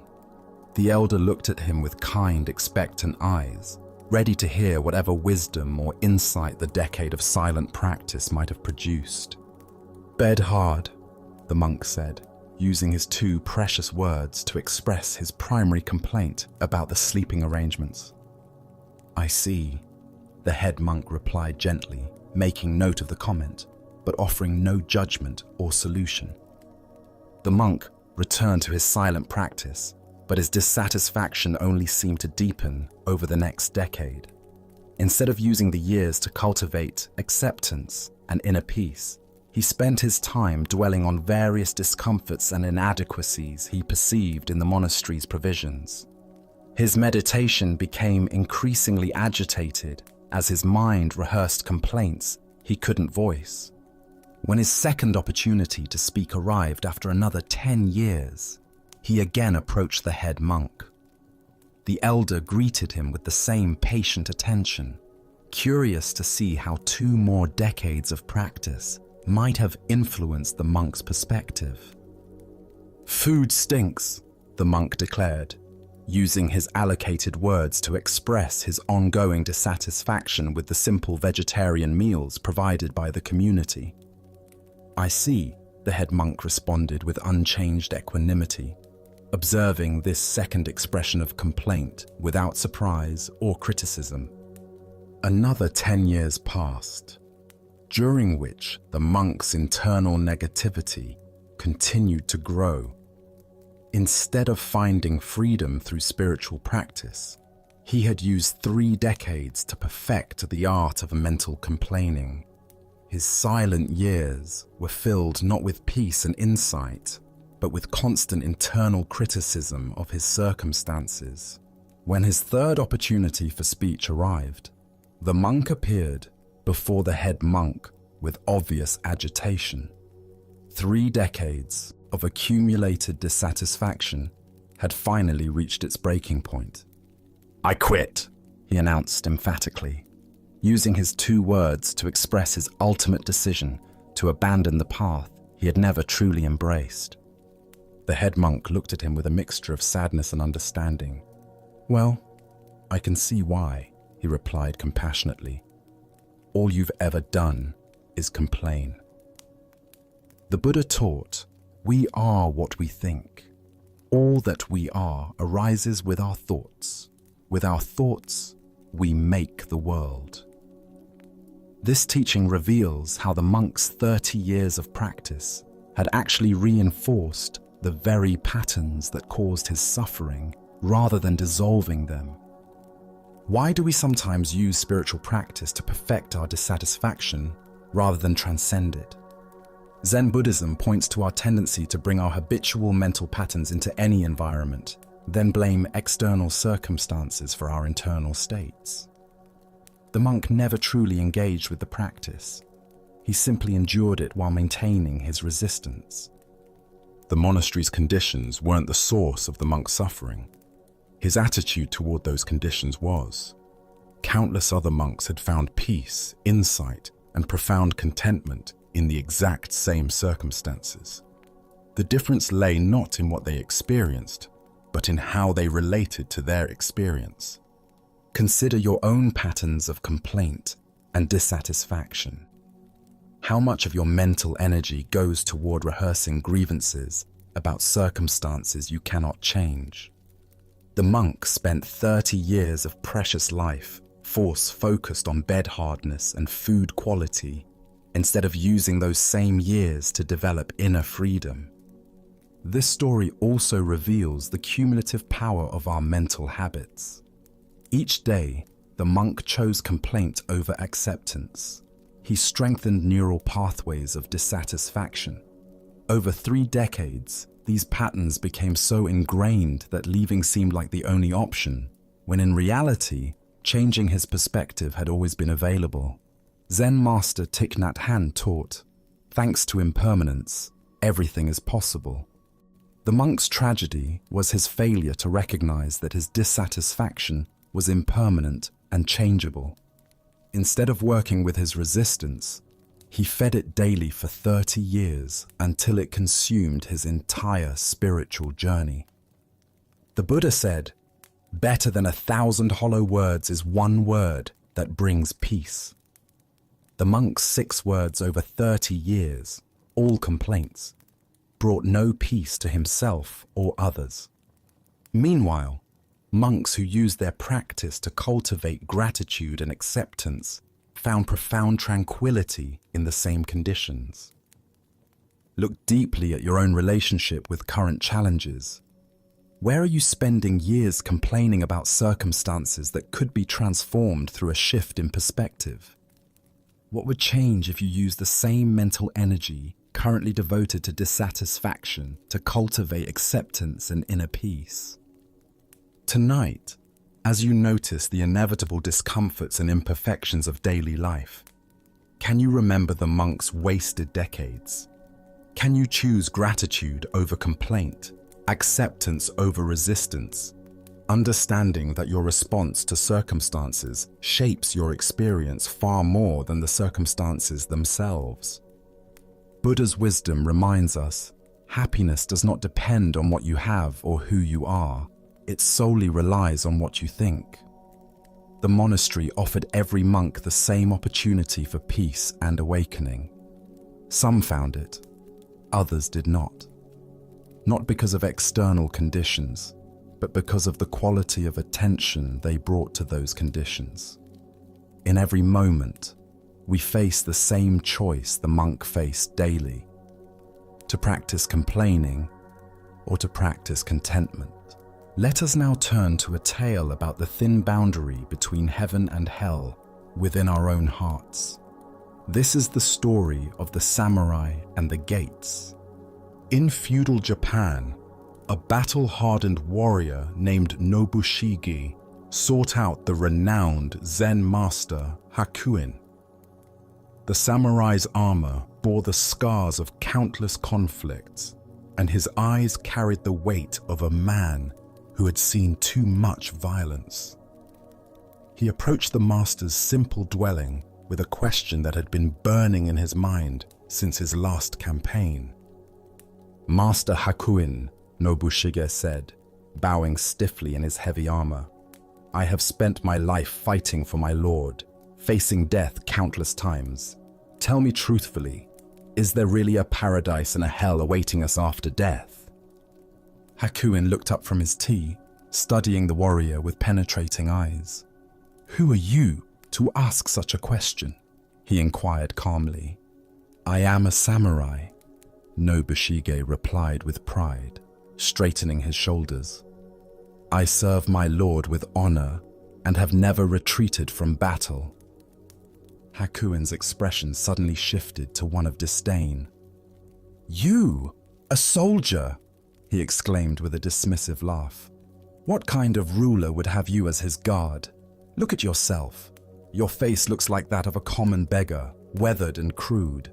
How could someone so lowly claim to be a protector of nobility?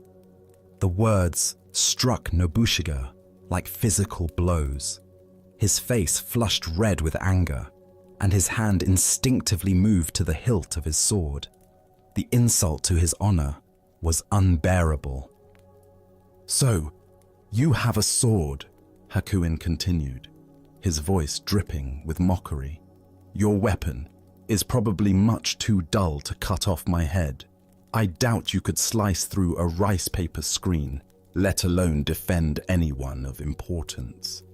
Unable to contain his rage any longer, Nobushige began to draw his sword, the steel singing as it emerged from its scabbard. His entire body trembled with fury. His vision narrowed to focus solely on this insolent monk who dared to question his honor. At that precise moment, as the blade caught the afternoon light, Hakuin spoke with sudden clarity. Here, open the gates of hell! The words pierced through Nobushige's rage like an arrow finding its target. In that instant, he saw himself clearly, consumed by anger, ready to kill over wounded pride, his mind clouded by fury. He understood that hell was not some distant realm, but the very state he inhabited in that moment. The samurai's hand froze on his sword as recognition dawned across his features.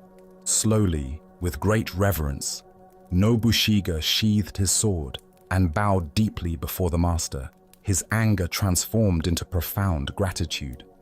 Here open the gates of paradise, Hakuin said gently, his voice now filled with compassion. Buddha's wisdom reminds us, hatred does not cease by hatred, but only by love. This is the eternal rule. What emerges from this story is a startling revelation about the geography of our inner world. Heaven and hell are not distant destinations, but present moment experiences we create through the quality of our consciousness. Why do we so easily find ourselves at the gates of hell? Zen Buddhism points to the three poisons that cloud our minds: greed, hatred, and delusion. When Nobushige's pride was wounded, hatred arose instantly, transforming a peaceful afternoon into a realm of suffering. His entire reality shifted from curiosity about the afterlife to murderous rage in mere moments. The deeper teaching here shows us that we carry within ourselves the capacity for both states. Paradise and hell are not places we go to after death. They are experiences we inhabit while living. Each moment offers us the choice between the hell of reactivity and the paradise of awareness. Consider how often throughout your day similar transformations occur.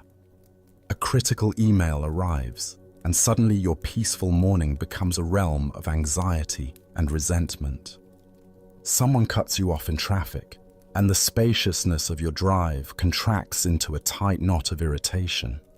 A thoughtless comment from a colleague, and your contentment dissolves into hurt feelings and defensive thoughts. In Zen practice, we cultivate the capacity to recognize these moments of transition. Like Nobushige drawing his sword, we learn to catch ourselves at the very moment we're about to enter hell, through our reactions. This recognition itself becomes the key that opens the gates of paradise. Zen master Huang Po taught, "The foolish reject what they see, not what they think. The wise reject what they think, not what they see." When we're caught in reactivity, we're rejecting the present moment, the master's teaching, the opportunity for awakening in favor of our thoughts about how things should be. The Buddha said, "Better than 1,000 hollow words is one word that brings peace." Hakuin's apparent insults were not cruelty but compassion in disguise. By provoking Nobushige's anger so skillfully, he showed the warrior exactly what he needed to see. That hell is a state of mind we enter through our own choices.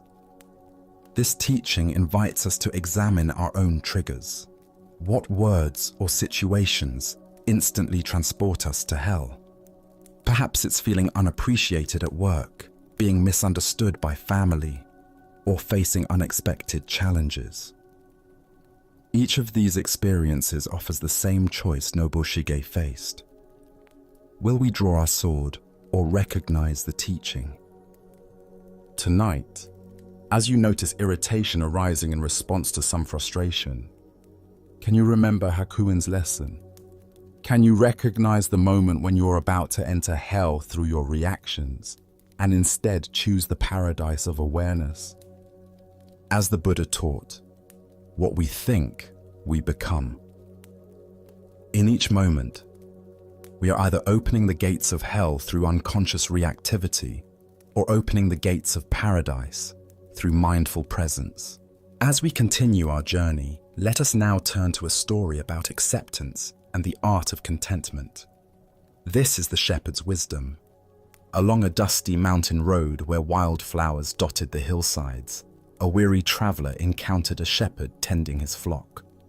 The morning sun climbed steadily higher, and clouds gathered on the horizon, creating an uncertain sky that could promise either gentle rain or scorching heat. The shepherd sat peacefully on a smooth boulder, watching his sheep graze contentedly among wild grasses. His face bore the calm expression of one who had spent countless seasons under open sky, learning lessons that only nature can teach. There was something in his demeanor, a quality of unshakable serenity that drew the traveler's attention. "Good morning, friend," the traveler called out, wiping sweat from his brow. "What kind of weather are we going to have today?" The shepherd looked up with eyes that held mountain stream clarity and smiled with genuine warmth. "The kind of weather I like," he replied simply, as if this were the most obvious answer in the world. The traveler paused, confused. He had expected a practical forecast that would help him plan his day. Instead, he received what seemed like circular logic, offering no useful information. "How do you know it will be the kind of weather you like?" the traveler pressed, his voice carrying frustration mixed with curiosity. The shepherd's smile deepened, and he gestured toward the vast sky above them, where clouds and clear patches moved in their eternal dance. "Having found out, sir, that I cannot always get what I like," he said, with the patience of one who had learned life's most essential lesson, "I have learned to always like what I get. So I am quite sure we will have the kind of weather I like." The traveler stood in silence, the profound simplicity of this wisdom settling into his understanding, like seeds finding fertile ground. Here was a man who had discovered something that all the weather predictions in the world could not provide: complete freedom from the anxiety of uncertainty. As the Buddha observed, attachment is the root of suffering. What emerges from this story is the recognition that true contentment comes not from controlling external circumstances, but from transforming our relationship to whatever circumstances arise. Why do we exhaust ourselves trying to arrange life according to our preferences, rather than learning to find peace within whatever life presents. The shepherd represents what Zen calls great acceptance, not passive resignation, but the profound wisdom that recognizes resistance to reality as the primary source of suffering. When we fight against what is, we create an internal war that drains our energy and blocks our capacity for contentment. When we learn to align ourselves with reality as it unfolds, we discover the tremendous peace that comes from swimming with the current rather than against it. Consider how much mental and emotional energy we spend each day resisting circumstances beyond our control. Traffic jams, weather that doesn't match our plans, people who don't behave as we think they should. Each resistance creates a small contraction in our awareness, a tiny rebellion against reality that accumulates into chronic dissatisfaction. The shepherd's approach doesn't mean becoming passive or ceasing to have preferences. We can still hope for sunny days while fully accepting rainy ones. We can work toward goals while finding peace when outcomes differ from expectations. The key lies in holding our preferences lightly rather than allowing them to determine our contentment. Zen Master Seng Tsan wrote, "The great way is not difficult for those who have no preferences." This doesn't suggest eliminating all desires, but rather not allowing those desires to become demands that reality must fulfill for us to be okay. Look deeply at your own patterns of resistance. How often do you find yourself arguing with reality, wishing circumstances were different, or believing you'll be content when things change? This tension is optional, not because you should suppress your desires, but because you can learn to hold them more skillfully. The Buddha taught that attachment doesn't mean caring deeply about things. It means making our inner peace conditional on external circumstances, arranging themselves according to our specifications. The shepherd cares about his flock and appreciates comfort, but his fundamental contentment doesn't depend on any particular outcome. Tonight, as you reflect on the day's experiences, both pleasant and challenging, can you find the shepherd's secret within your own awareness? What if contentment isn't waiting for better circumstances, but is available right now through a shift in perspective? As the Buddha taught, happiness does not depend on what you have or who you are. It solely relies on what you think. The shepherd discovered that when we stop demanding that life conform to our expectations, we find the freedom to enjoy life exactly as it presents itself. Let us continue our journey with a story about the transformative power of fearlessness and unconditional compassion. This is the tale of the thief and the Zen master. One quiet evening, as twilight painted the sky in shades of purple and gold, Zen master Shichiri Kojun sat in his simple home, reciting ancient sutras. His voice flowed rhythmically through the peaceful rooms, each word a meditation, each breath a prayer. The soft glow of candlelight danced across the walls as he immersed himself completely in the sacred texts, finding deep tranquility in the familiar verses. Suddenly, the serenity was shattered. The front door burst open with a violent crash, and a desperate man entered, brandishing a sharp sword that gleamed menacingly in the candlelight. His eyes were wild with desperation, his clothes dirty and torn, his breathing heavy from running. He had clearly chosen this isolated house because he believed it would be an easy target. A peaceful monk would offer no resistance. "Money or your life?" the thief demanded, his voice trembling with a mixture of fear and aggression. He expected the old man to cower, to plead, to scramble frantically for whatever valuables he might have hidden away. But Shichiri didn't even look up from his sutra book. His voice remained calm and steady as he continued reciting for a moment before pausing to address the intruder. "Please don't disturb my practice," he said, with the same gentle tone he might use to ask someone to close a door. "If you need money, help yourself. It's in that drawer over there." He gestured casually toward a simple wooden chest, then immediately returned to his recitation as if nothing unusual had occurred. The thief stood frozen, his sword still raised, completely bewildered. In all his years of stealing, he had never encountered such a reaction. No fear, no pleading, no anger, just matter-of-fact helpfulness, as if he were a neighbor who had stopped by to borrow something. Shaking his head in confusion, but proceeding with his business, the thief moved to the indicated drawer and began gathering the coins and small valuables he found there. The soft sound of the master's voice continued behind him, reciting sacred words as peacefully as if he were alone. Just as the thief was preparing to leave with his stolen goods, the master's voice called out again. "Wait," Shichiri said, finally looking up from his book. "Please don't take everything. I need some of that money to pay my taxes tomorrow. Leave a little for me, won't you?" The thief stared at him in amazement.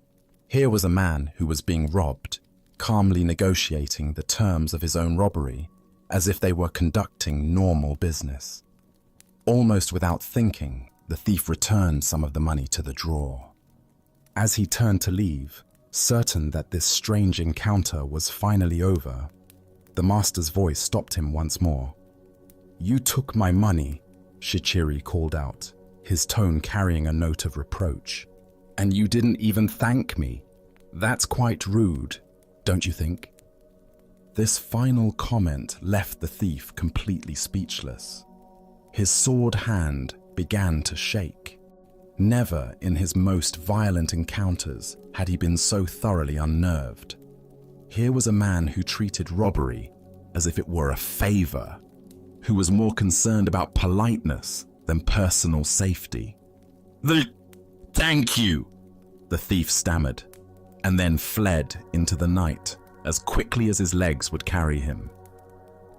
Later, when the thief was caught and confessed to numerous crimes, including the incident at Shichiri's house, the master was called as a witness. The court officials expected him to demand justice, to describe the terror and violation he had experienced. Instead, Shichiri spoke with the same calm clarity he had shown that evening. "This man did not steal anything from me," he testified. "I gave him the money freely. He even thanked me for it, though it took a little reminding." The thief, sitting in chains, felt something break open in his chest as he heard these words. This man had not only shown him extraordinary kindness in the moment of the crime, but was now protecting him from the consequences. For the first time in years, tears came to his eyes. Not tears of self-pity or anger, but tears of recognition. He had encountered something he had never experienced before: love without conditions. Upon his release from prison, the former thief sought out the master and begged to become his student. Under Shichiri's patient guidance, he learned to cultivate the same fearless compassion he had witnessed that night. Years later, through dedicated practice and the master's unwavering belief in his potential for transformation, he attained the deep peace and wisdom of enlightenment. As the Buddha observed, hatred does not cease by hatred, but only by love. This is the eternal rule. What emerges from this story is the revolutionary power of meeting violence with absolute peace. responding to taking with giving and answering fear with love. Why do we instinctively believe that force must be met with force, that aggression requires defensive reaction? Zen Buddhism reveals that this pattern, while natural, often perpetuates the very conflicts it seeks to resolve. When we respond to hostility with hostility, we simply escalate the cycle of suffering. But when we respond with genuine compassion, not passive submission, but active love, we create space for transformation that wouldn't otherwise exist. Look deeply at your own experience. When someone approaches you with anger, criticism, or demand, what is your automatic response? Most of us immediately mobilize our defenses, preparing to protect ourselves through counterattack or withdrawal. But notice what happens in your body and mind during these defensive reactions. Does the tension decrease or increase? Does the conflict resolve or intensify? Shichiri's response demonstrates what Zen calls skillful means, acting from wisdom rather than reflex. His fearlessness didn't come from being unaware of danger, but from understanding something profound about the nature of reality. He recognized that the thief's aggression arose from desperation and suffering, not from inherent evil. By refusing to see him as an enemy, Shichiri created the possibility for the thief to see himself differently. In Zen practice, we cultivate what might be called the courage of defenselessness. This doesn't mean being naive about genuine danger or allowing ourselves to be harmed unnecessarily. Rather, it means developing the confidence to respond to difficult situations from our highest wisdom rather than our most primitive instincts. The Buddha taught, in the end, just three things matter: how well we have lived, how well we have loved, how well we have learned to let go. Shichiri embodied all three in his encounter with the thief. He lived from complete presence, loved without conditions, and let go of any attachment to his possessions or even his personal safety. Consider the people in your life who challenge you: the difficult colleague, the critical family member, the aggressive driver in traffic. What would it mean to meet their energy with the same kind of fearless compassion Shichiri showed? Not by agreeing with them or submitting to their demands, but by refusing to match their level of reactivity, by staying connected to your own center of peace, regardless of their behavior. Tonight, as you encounter your own moments of tension or conflict, can you remember the master who treated a robber as an honored guest? Can you find the space between stimulus and response where choice lives, where you can decide to meet aggression with peace, taking with giving, fear with love? Buddha's wisdom reminds us, better than 1,000 hollow words is one word that brings peace. Sometimes the most powerful response to violence is simply to remain unshakable in our commitment to compassion, knowing that love has a transformative power that force can never match. Let us continue on our journey with a story about how our inner landscape shapes our outer experience. This is the tale of the two towns. In a bustling marketplace where merchants hawked their wares and travelers stopped to rest on their journeys, a wise Zen master had established a modest tea stall. People came not only for refreshment, but for the master's reputation for offering practical wisdom to those facing life's transitions and uncertainties. On this particular day, two different men approached the master's stall, each carrying the same question but embodying very different energies. Both were considering major life changes. Both were strangers to this place, and both sought guidance about whether this town might become their new home. The first man arrived with a tense expression, his shoulders carrying the weight of accumulated frustrations. As he approached the tea stall, his eyes darted around suspiciously, already assessing and finding fault with what he observed. "I'm thinking of moving to this town," he announced without preamble. "What's it like?" The Zen master looked at the man with gentle attention, noting not just his words, but the quality of energy he brought to the question. Rather than offering immediate description, the master asked his own question. "What was your old town like?" The first man's response came quickly, as if he had rehearsed these complaints many times. "It was dreadful," he said with obvious bitterness. "Everyone was hateful and unfriendly. The neighbors were inconsiderate, the shopkeepers were rude, and the whole place was full of selfish, unpleasant people. I couldn't stand it there anymore." The master nodded thoughtfully, his expression remaining compassionate despite the negativity pouring from his visitor. "This town is very much the same," he replied simply. "I don't think you should move here." The first man's face darkened with disappointment and frustration. Without another word, he turned and walked away, muttering under his breath about how this place was probably just as bad as everywhere else. Shortly after the first man departed, the second traveler approached the tea stall. His manner was notably different, relaxed, curious, and open. His eyes took in the surroundings with appreciation rather than judgment, and when he smiled at the master, it seemed to come from a place of genuine warmth.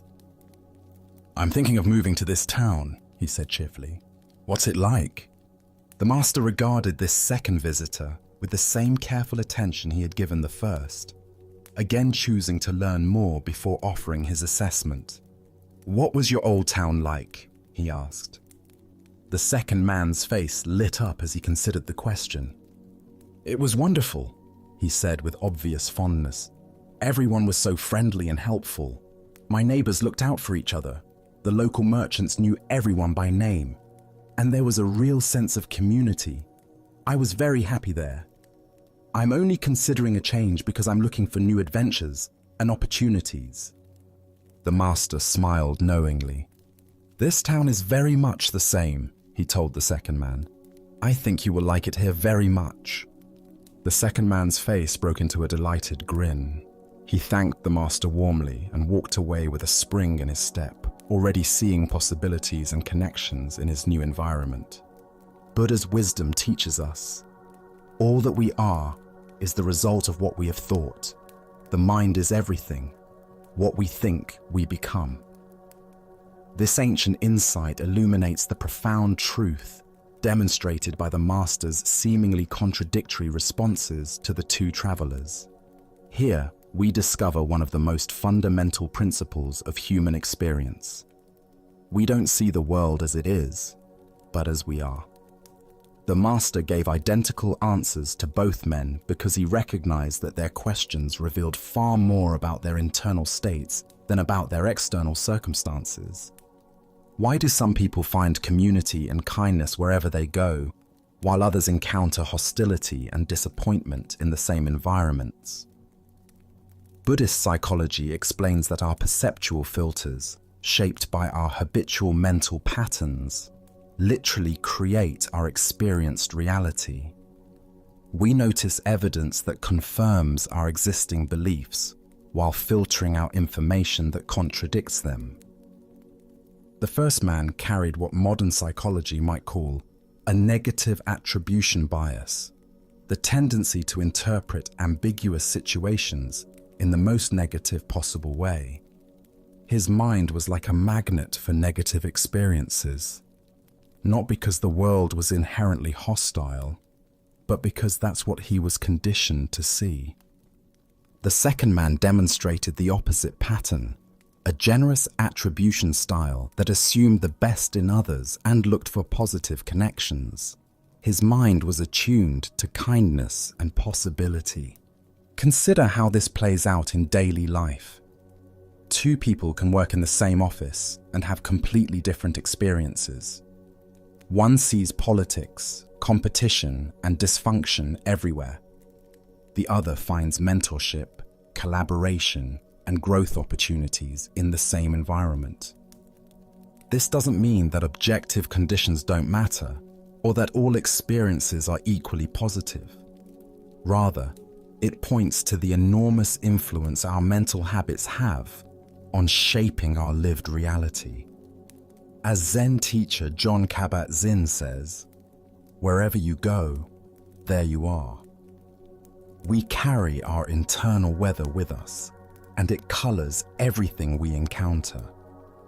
The Master's wisdom lay in recognizing that no external change of location could solve the first man's problem. If he moved to this town with the same negative perceptual filters, he would recreate the same disappointing experiences he was trying to escape.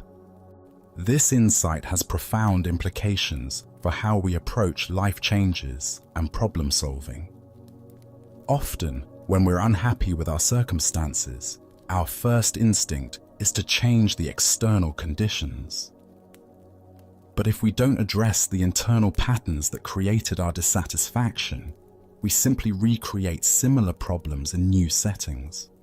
But this principle works in both directions. When we cultivate mental habits of appreciation, curiosity, and goodwill, we begin to notice more evidence supporting those perspectives. The world doesn't magically change, but our capacity to see its positive qualities expands dramatically. Tonight, as you reflect on your own experiences of community, work, and relationships, can you notice the interpretive lens through which you typically view these interactions? Are you more like the first traveler, scanning for problems and disappointments, or the second, looking for connection and possibility? As the Buddha taught, the mind is everything, what you think you become. The most powerful tool for transforming our external experience lies not in changing our circumstances, but in changing the quality of awareness we bring to whatever circumstances we encounter. Let us now explore a story about acceptance, natural cycles, and what true prosperity means. This is the teaching of the rich man and the master's blessing. A wealthy merchant had built a vast fortune through years of shrewd business dealings and careful investments. His family owned multiple properties, controlled trade routes, and wielded considerable influence throughout the region. As he aged, the merchant became increasingly concerned about ensuring his family's continued prosperity long after his death. Having heard of a renowned Zen master whose wisdom was said to transcend ordinary understanding, the merchant decided to commission something special. He approached the master with a request that seemed both generous and practical. "Master," he said, bowing respectfully while displaying his finest robes and jewelry, "I would like to commission you to write something profound that will encourage the prosperity of my family for generations to come. Something that my descendants can treasure and draw inspiration from long after I am gone. Money is no object. I simply want the most powerful blessing you can provide." The master listened quietly to this request, observing the merchant's obvious wealth and the sincere concern he felt for his family's future. After a moment of contemplation, he nodded his agreement and asked for a large piece of the finest paper.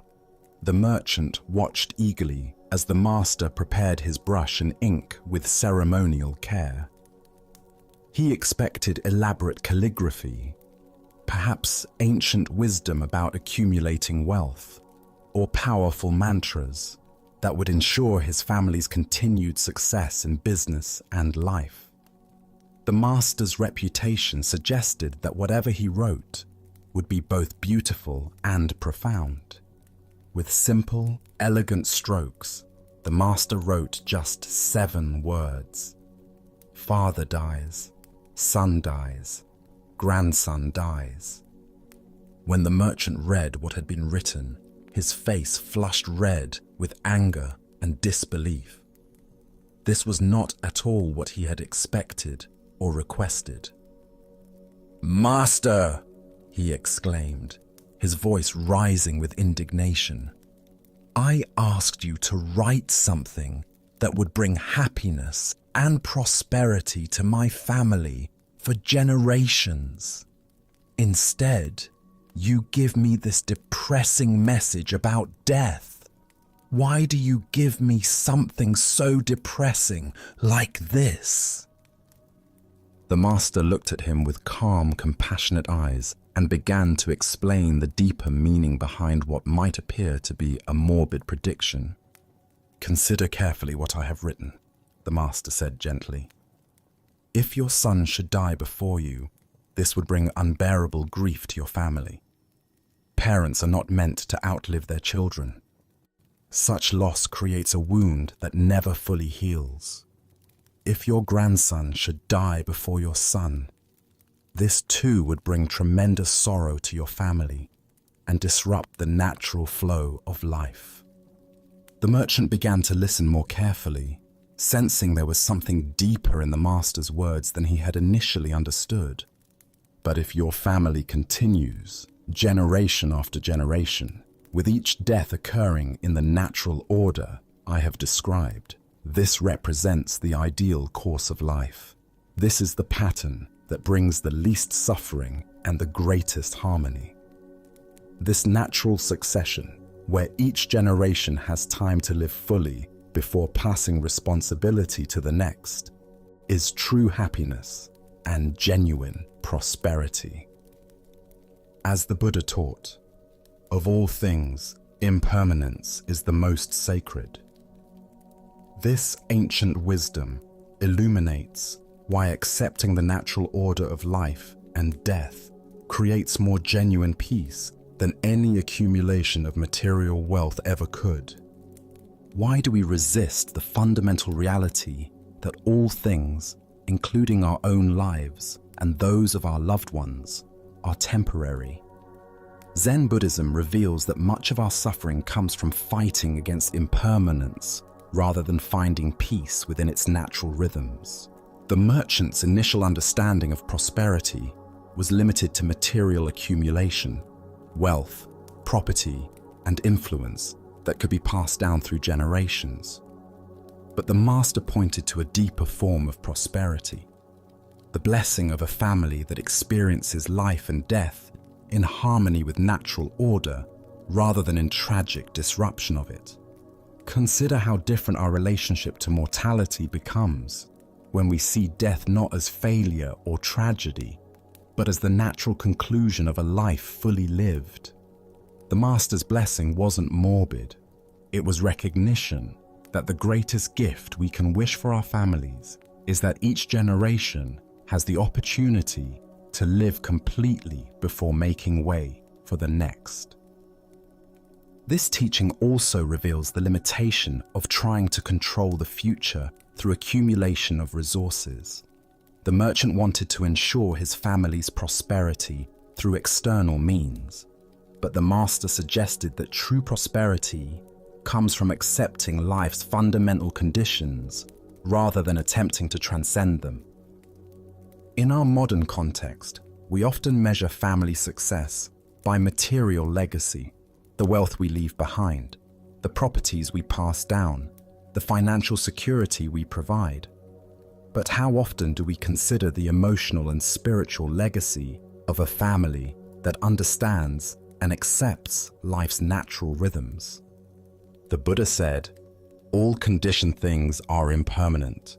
Strive on with diligence." This teaching reminds us that even while we work diligently to create good conditions for ourselves and our loved ones, the ultimate prosperity comes from understanding and accepting the temporary nature of all achievements.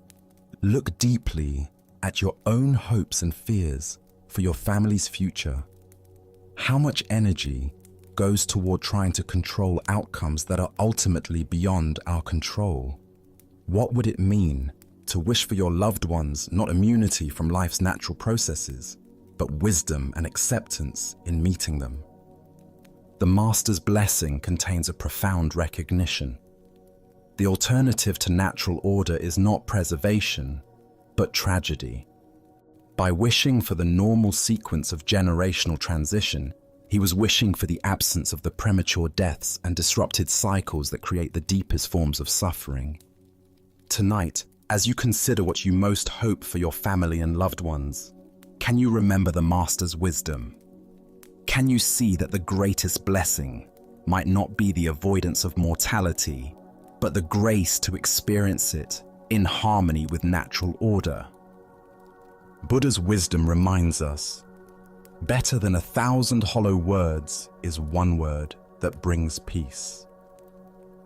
The Master's 7 words brought the merchant face to face with the ultimate reality that no amount of wealth can change: our participation in the endless cycle of birth, life, and death that characterizes all existence. True prosperity lies not in escaping this cycle, but in dancing gracefully within it. Let us now turn to a story about the deceptive nature of appearances and the masks we wear in seeking acceptance. This is the tale of the hungry abbot and the generous robe. In a bustling merchant quarter of an ancient Chinese city, where silk traders and wealthy families built elaborate houses behind high walls, there lived a man whose prosperity was known throughout the region. His mansion boasted carved jade doorways, courtyards filled with exotic birds, and servants who attended to every detail of daily life. This man took great pride in his position and was particular about maintaining his reputation among other prominent citizens. One morning, as autumn rain fell steadily on the cobblestone streets, a figure approached his ornate front gate. The visitor was a Zen abbot from a mountain monastery, but he appeared as nothing more than a beggar. His simple brown robes were patched and worn thin from years of use. His sandals were cracked and muddy from walking mountain paths, and his wooden begging bowl showed the stains and scratches of countless meals received in charity. The abbot stood quietly at the gate, rain dripping from his shaved head, and waited with the patient dignity that comes from years of spiritual practice. When the gatekeeper finally noticed him, the man's expression immediately showed disdain. "What do you want, beggar?" the gatekeeper asked harshly, not bothering to bow or show any respect. "This is the house of an important man. We have no scraps for wanderers." "I am traveling and seeking alms," the abbot replied gently. "Perhaps your master would offer a simple meal to a monk." The gatekeeper looked him up and down with obvious contempt. These ragged clothes, this worn appearance. Clearly this was just another vagrant trying to take advantage of his master's household. "Be gone," he commanded. "My master does not waste food on beggars. Seek your charity elsewhere." The abbot accepted this rejection without anger or argument. He simply bowed, turned, and walked back into the rain, his empty bowl tucked beneath his arm. Several hours later, as the afternoon sun broke through the clouds, the same figure returned to the same gate. But now everything had changed. The abbot wore his formal ceremonial robes, rich golden silk embroidered with intricate patterns, a magnificent purple sash across his shoulders, and prayer beads carved from precious wood. His bearing remained humble, but his appearance now spoke unmistakably of high spiritual rank and monastery wealth. This time, when the gatekeeper saw him approaching, his entire demeanor transformed. "Welcome, honored master," he exclaimed, bowing deeply. Please enter. My master will be so pleased to receive such a distinguished visitor." The rich man himself hurried out to greet the abbot personally, offering elaborate bows and flowery words of welcome. "Venerable sir, what an honor for our humble household. You must join us for our finest meal. Please allow us to serve you." They ushered the abbot into their most elegant dining room, where servants quickly prepared a sumptuous feast. Delicate fish, perfectly seasoned vegetables, fragrant rice, and sweet desserts filled the low table. The rich man sat opposite the abbot, beaming with pride at his ability to host such an important religious figure. As the first course was served, the abbot did something completely unexpected. Instead of eating, he carefully removed his beautiful ceremonial robe and folded it with great attention. Then, with deliberate precision, he placed the folded robe directly in front of the feast, as if it were the honored guest. Standing up with quiet dignity, the abbot spoke clearly so all present could hear. "This meal is not for me, it is for the robe." Without another word, he walked out of the house, leaving behind both the magnificent feast and the rich man's stunned realization of his own superficial judgment. Buddha's wisdom reminds us, judge not by appearances. A rich heart may be under a poor coat. Here we discover how our fixation on external appearances creates barriers to genuine human connection and spiritual understanding. Why do we judge others so quickly based on their clothing, status symbols, or outward presentation?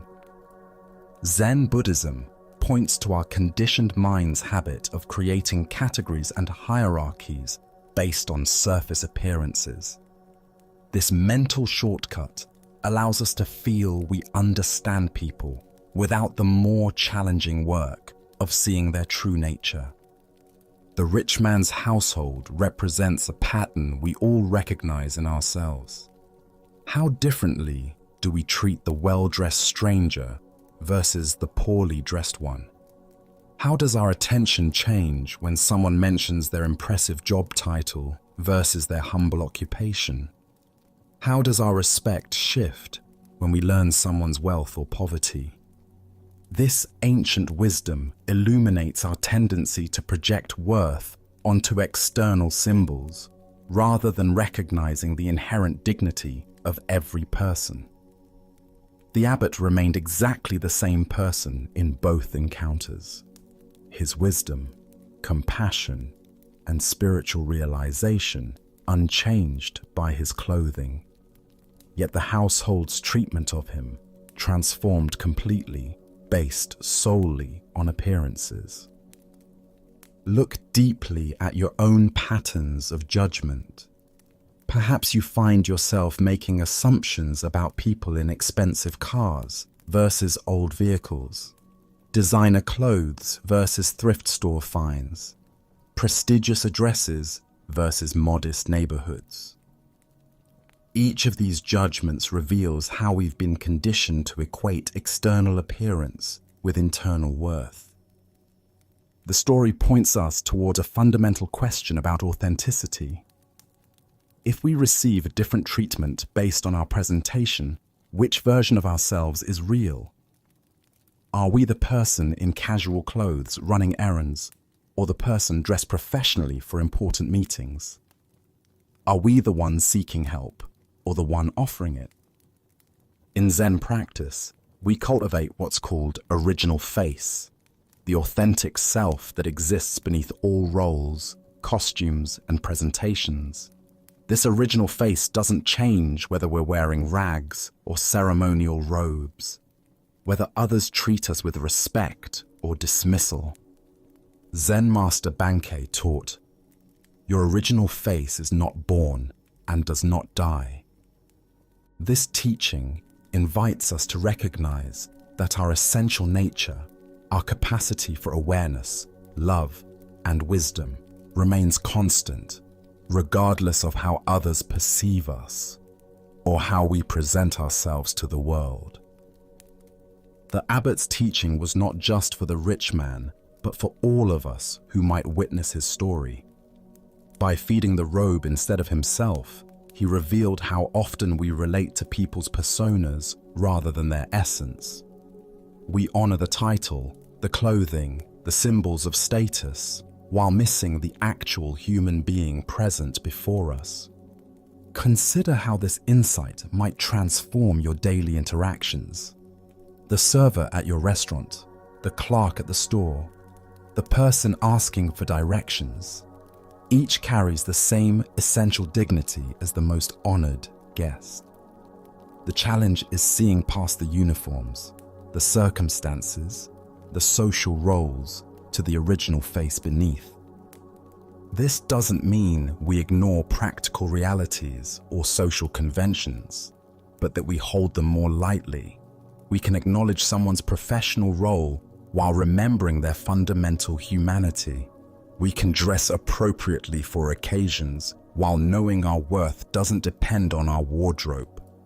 Tonight, as you consider the various roles and presentations you inhabit throughout the day, can you sense the unchanging awareness that witnesses all these temporary costumes? Can you feel the original face that remains constant, whether others see you as important or invisible? The Buddha said, "Better than 1,000 hollow words is one word that brings peace." The abbot's silent gesture spoke more powerfully than lengthy sermons about equality and compassion. By walking away from the feast, prepared for his appearance rather than his essence, he offered a teaching that continues to resonate across centuries. Let us now turn to a tale of a young monk who believed he had failed in his spiritual journey. This is the story of the Golden Wake. At a peaceful monastery overlooking a serene mountain lake, a young student sat dejected on the temple steps as the sun began its descent toward the water. His shoulders sagged with the weight of disappointment, and his eyes reflected the heaviness in his heart. For months, he had struggled with his studies, unable to grasp the profound teachings that seemed to come so naturally to his fellow monks. "The boat is coming to take me home because I have failed in my studies here at the monastery," he said to his teacher, who had quietly approached and sat beside him. "What can I say to my family? They sent me here with such hope, believing I would return as a learned monk who could guide others on the path." The old teacher gazed out at the lake, where a small wooden boat was making its way slowly across the still water. The setting sun painted everything in shades of gold and amber. "Say that you did your best, and that is as much as anyone can do," he answered gently, his voice carrying the wisdom of many years. "But I wanted to be a famous monk and teach others," the boy replied, his voice thick with disappointment. "I dreamed of leading meditation sessions, of having students seek my guidance, of making a real difference in the world." "You can," the teacher said simply. "How?" asked the sad boy, looking at his teacher with confusion. "I couldn't even memorize the basic sutras. I fell asleep during meditation. I failed at everything that matters." The teacher smiled and pointed toward the water. "Live from your heart. I will show you. Do you see that boat making its way across the lake with the sun setting behind it?" "Yes," the boy replied, following his teacher's gaze. "Do you see its wake spreading across the lake? See how the boat looks like the apex of a golden triangle as the wake fans out from its bow?" The boy squinted, trying to see what his teacher described. "Sort of." "Squint," said the teacher patiently. "That boat is you as you leave the monastery. The lake is your life. The wake is the effect that you will have on the world. Each ripple triggers another ripple, which triggers another.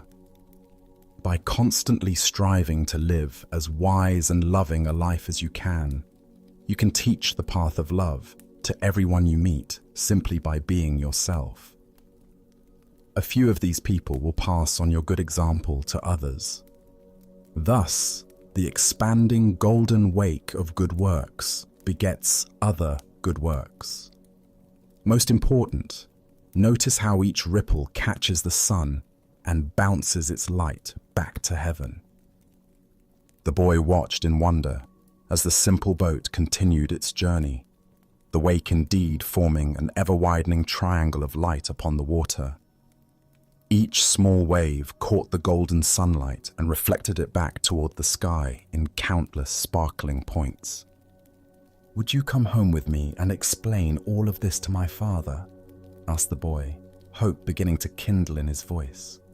Buddha's wisdom reminds us, a candle loses nothing by lighting another candle. The deeper teaching here shows us that influence spreads not through grand gestures or perfect knowledge, but through the simple authenticity of a heart committed to goodness. Why do we believe that only formal credentials or recognized achievements qualify us to make a meaningful impact? Zen Buddhism points to our attachment to external validation and our misunderstanding of how wisdom actually transmits from person to person. We imagine that teaching requires a podium, a title, or a certificate, when in reality, the most profound lessons are shared through the quality of our presence and the integrity of our actions. Consider how often throughout your day you encounter people who touch your life not through their expertise, but through their kindness, their patience, or their simple human warmth. The grocery store clerk who greets you with genuine care, the stranger who offers directions with a smile, the friend who listens without judgment. These people create ripples that extend far beyond their awareness. In Zen practice, we cultivate what might be called unconscious teaching. This is the natural transmission that occurs when we align our actions with our deepest values. Like the boat on the lake, we may not see our wake, but it spreads inevitably behind us, touching shores we never knew existed. The Buddha said, "Thousands of candles can be lighted from a single candle, and the life of the candle will not be shortened." Happiness never decreases by being shared. Each moment of authentic living becomes a teaching. Each act of compassion creates ripples. Each choice to respond with wisdom rather than reactivity sends light back toward heaven. Tonight, as you reflect on your own journey, can you see the golden wake you're already creating? Perhaps it's in the patience you show a difficult family member, the encouragement you offer a struggling colleague, or the simple presence you bring to everyday encounters. The light you reflect may be illuminating paths you've never imagined. Our next story reveals the difference between knowledge and true awareness. This is the tale of the teacher who thought he had arrived. After a decade of intensive training under various masters, studying countless texts, and dedicating himself wholly to Zen practice, a monk named Tenno finally achieved what he had long sought: recognition as a qualified teacher. His understanding of Buddhist philosophy was profound. His meditation practice was deep and stable, and his ability to guide others had been tested and approved. He received the formal acknowledgement that he was ready to teach the Dharma and help others along the path of awakening. Proud of his accomplishment and eager to learn from one of the most renowned masters of his time, Tenno decided to visit the famous Zen master Nan-in.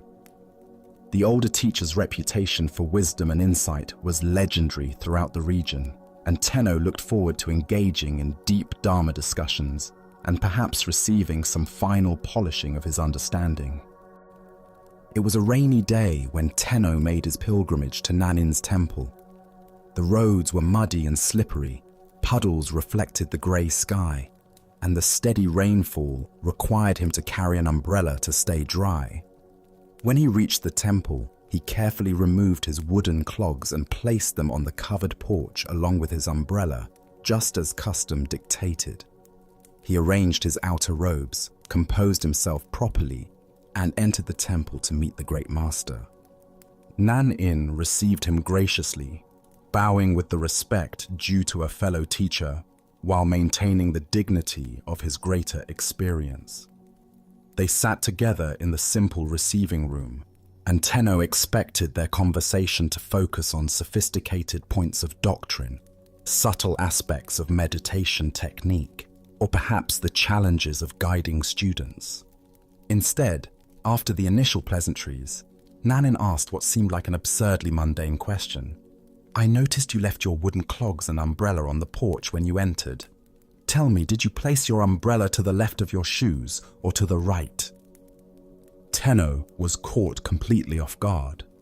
Of all the profound topics they could discuss, why was this renowned master asking about such a trivial detail?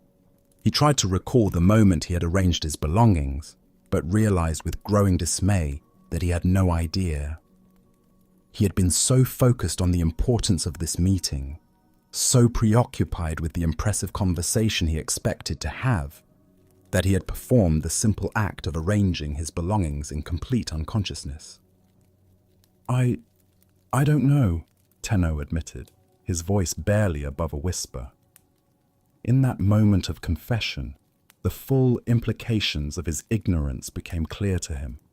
Here he was, a certified teacher of mindfulness and awareness, and he couldn't even remember a simple action he had performed just minutes earlier.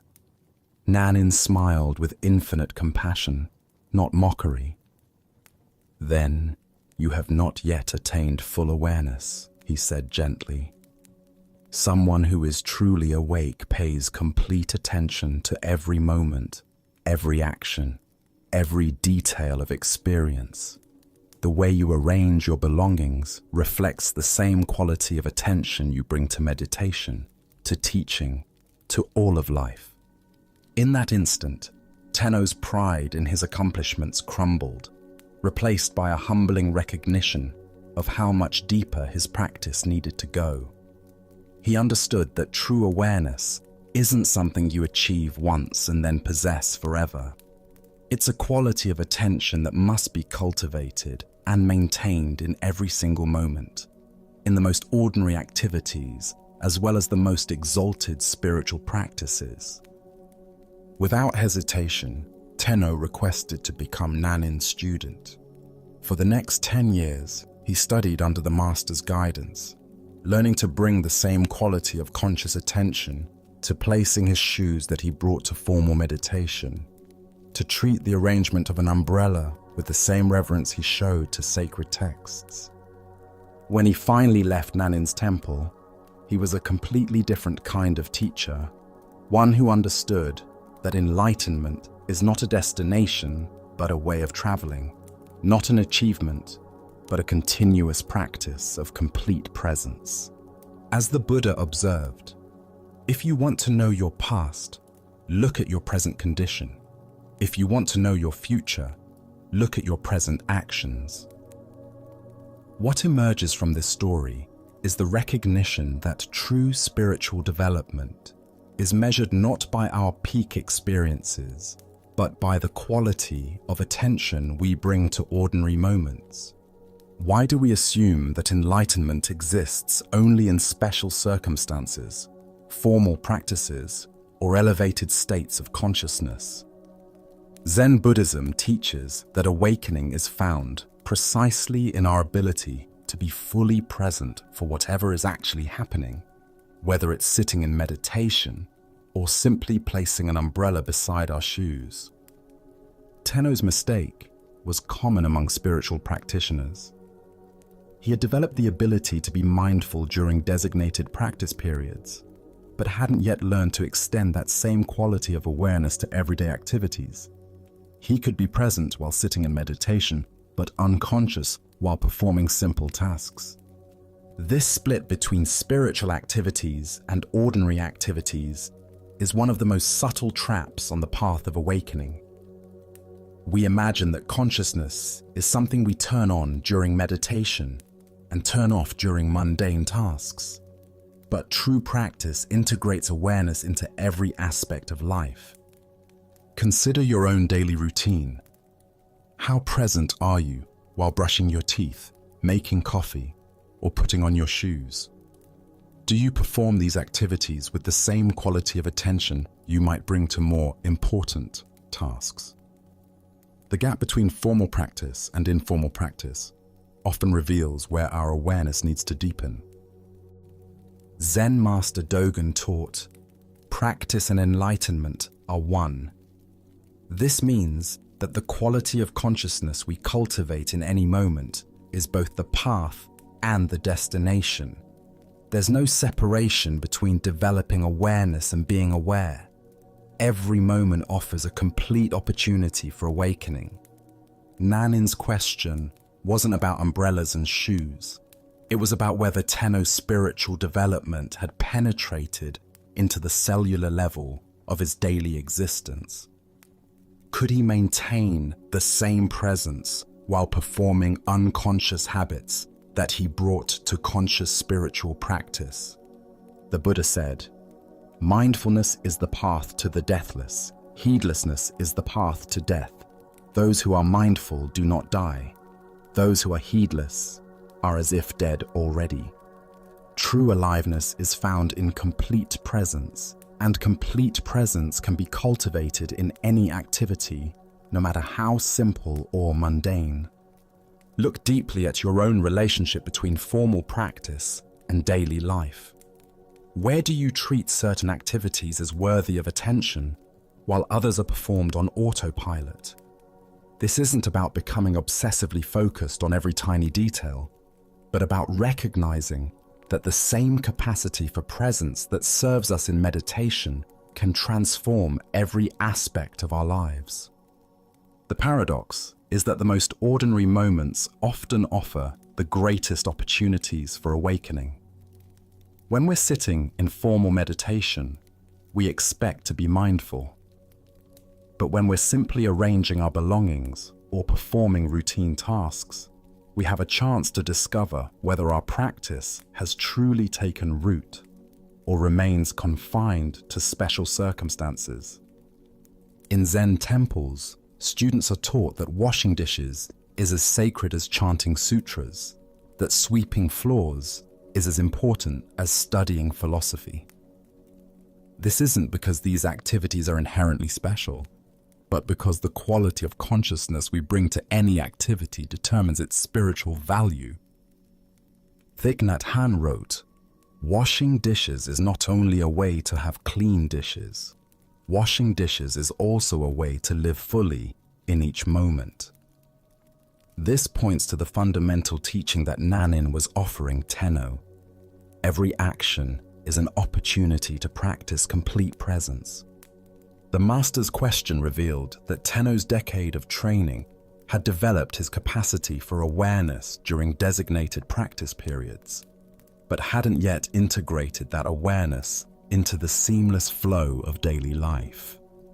He could be conscious when he intended to be conscious, but he hadn't yet learned to make consciousness his default state.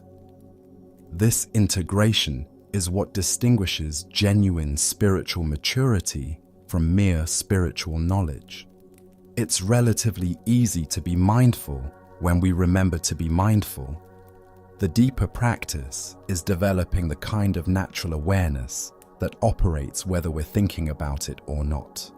Tonight, as you perform the simple actions that end your day, brushing your teeth, changing clothes, arranging items for tomorrow, can you bring the same quality of attention you might give to formal meditation?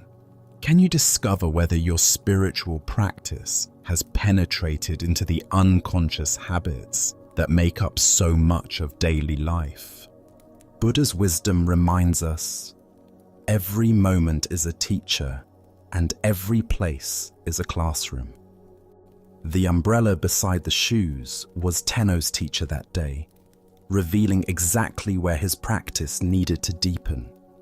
Sometimes the most profound lessons come disguised as the most ordinary questions, asked by masters wise enough to see that true awakening is found not in transcending the mundane, but in discovering the sacred hidden within it. As our time of shared reflection draws to a quiet end, take a moment to notice the stillness that has settled over you. This tranquility you feel is not a fleeting visitor, but a fundamental part of your own awareness, a quiet space you can return to long after these words have faded. The calm you've cultivated tonight is a testament to your own capacity for balance, a capacity that resides within you, always present and patiently waiting. The Buddha wisely taught, "Those who are free of resentful thoughts surely find peace." Consider this simple but profound truth. The eye-opening stories we have shared tonight were not just tales of monks and masters. They were mirrors reflecting the ease that comes when we let go of our grievances and release our tight hold on outcomes. They have shown, in myriad ways, that a quiet mind is not an elusive goal, but the natural state that emerges when we cease struggling with what is. The clarity you've touched is born from this gentle release. As you drift towards sleep, let this understanding permeate your being. The lessons from these Zen teachings are now a part of your inner landscape. Even if the mind wanders or old tensions reappear, the seeds of mindfulness planted tonight have taken root. They are a source of strength you can draw upon any time, a quiet anchor in the midst of life's inevitable currents. This practice is not about achieving a perfect state, but about returning again and again to the present moment with kindness and attention. Know that the wisdom you have felt is not confined to ancient texts or distant monasteries. It is woven into the very fabric of your breath and the steady rhythm of your heart. It is the simple, honest awareness you have practiced here tonight. As you transition from this space of deep rest into the activities of your day tomorrow, carry this settledness with you. Let the echo of these stories remind you that peace is always accessible, a quiet strength to guide you through moments of both challenge and joy.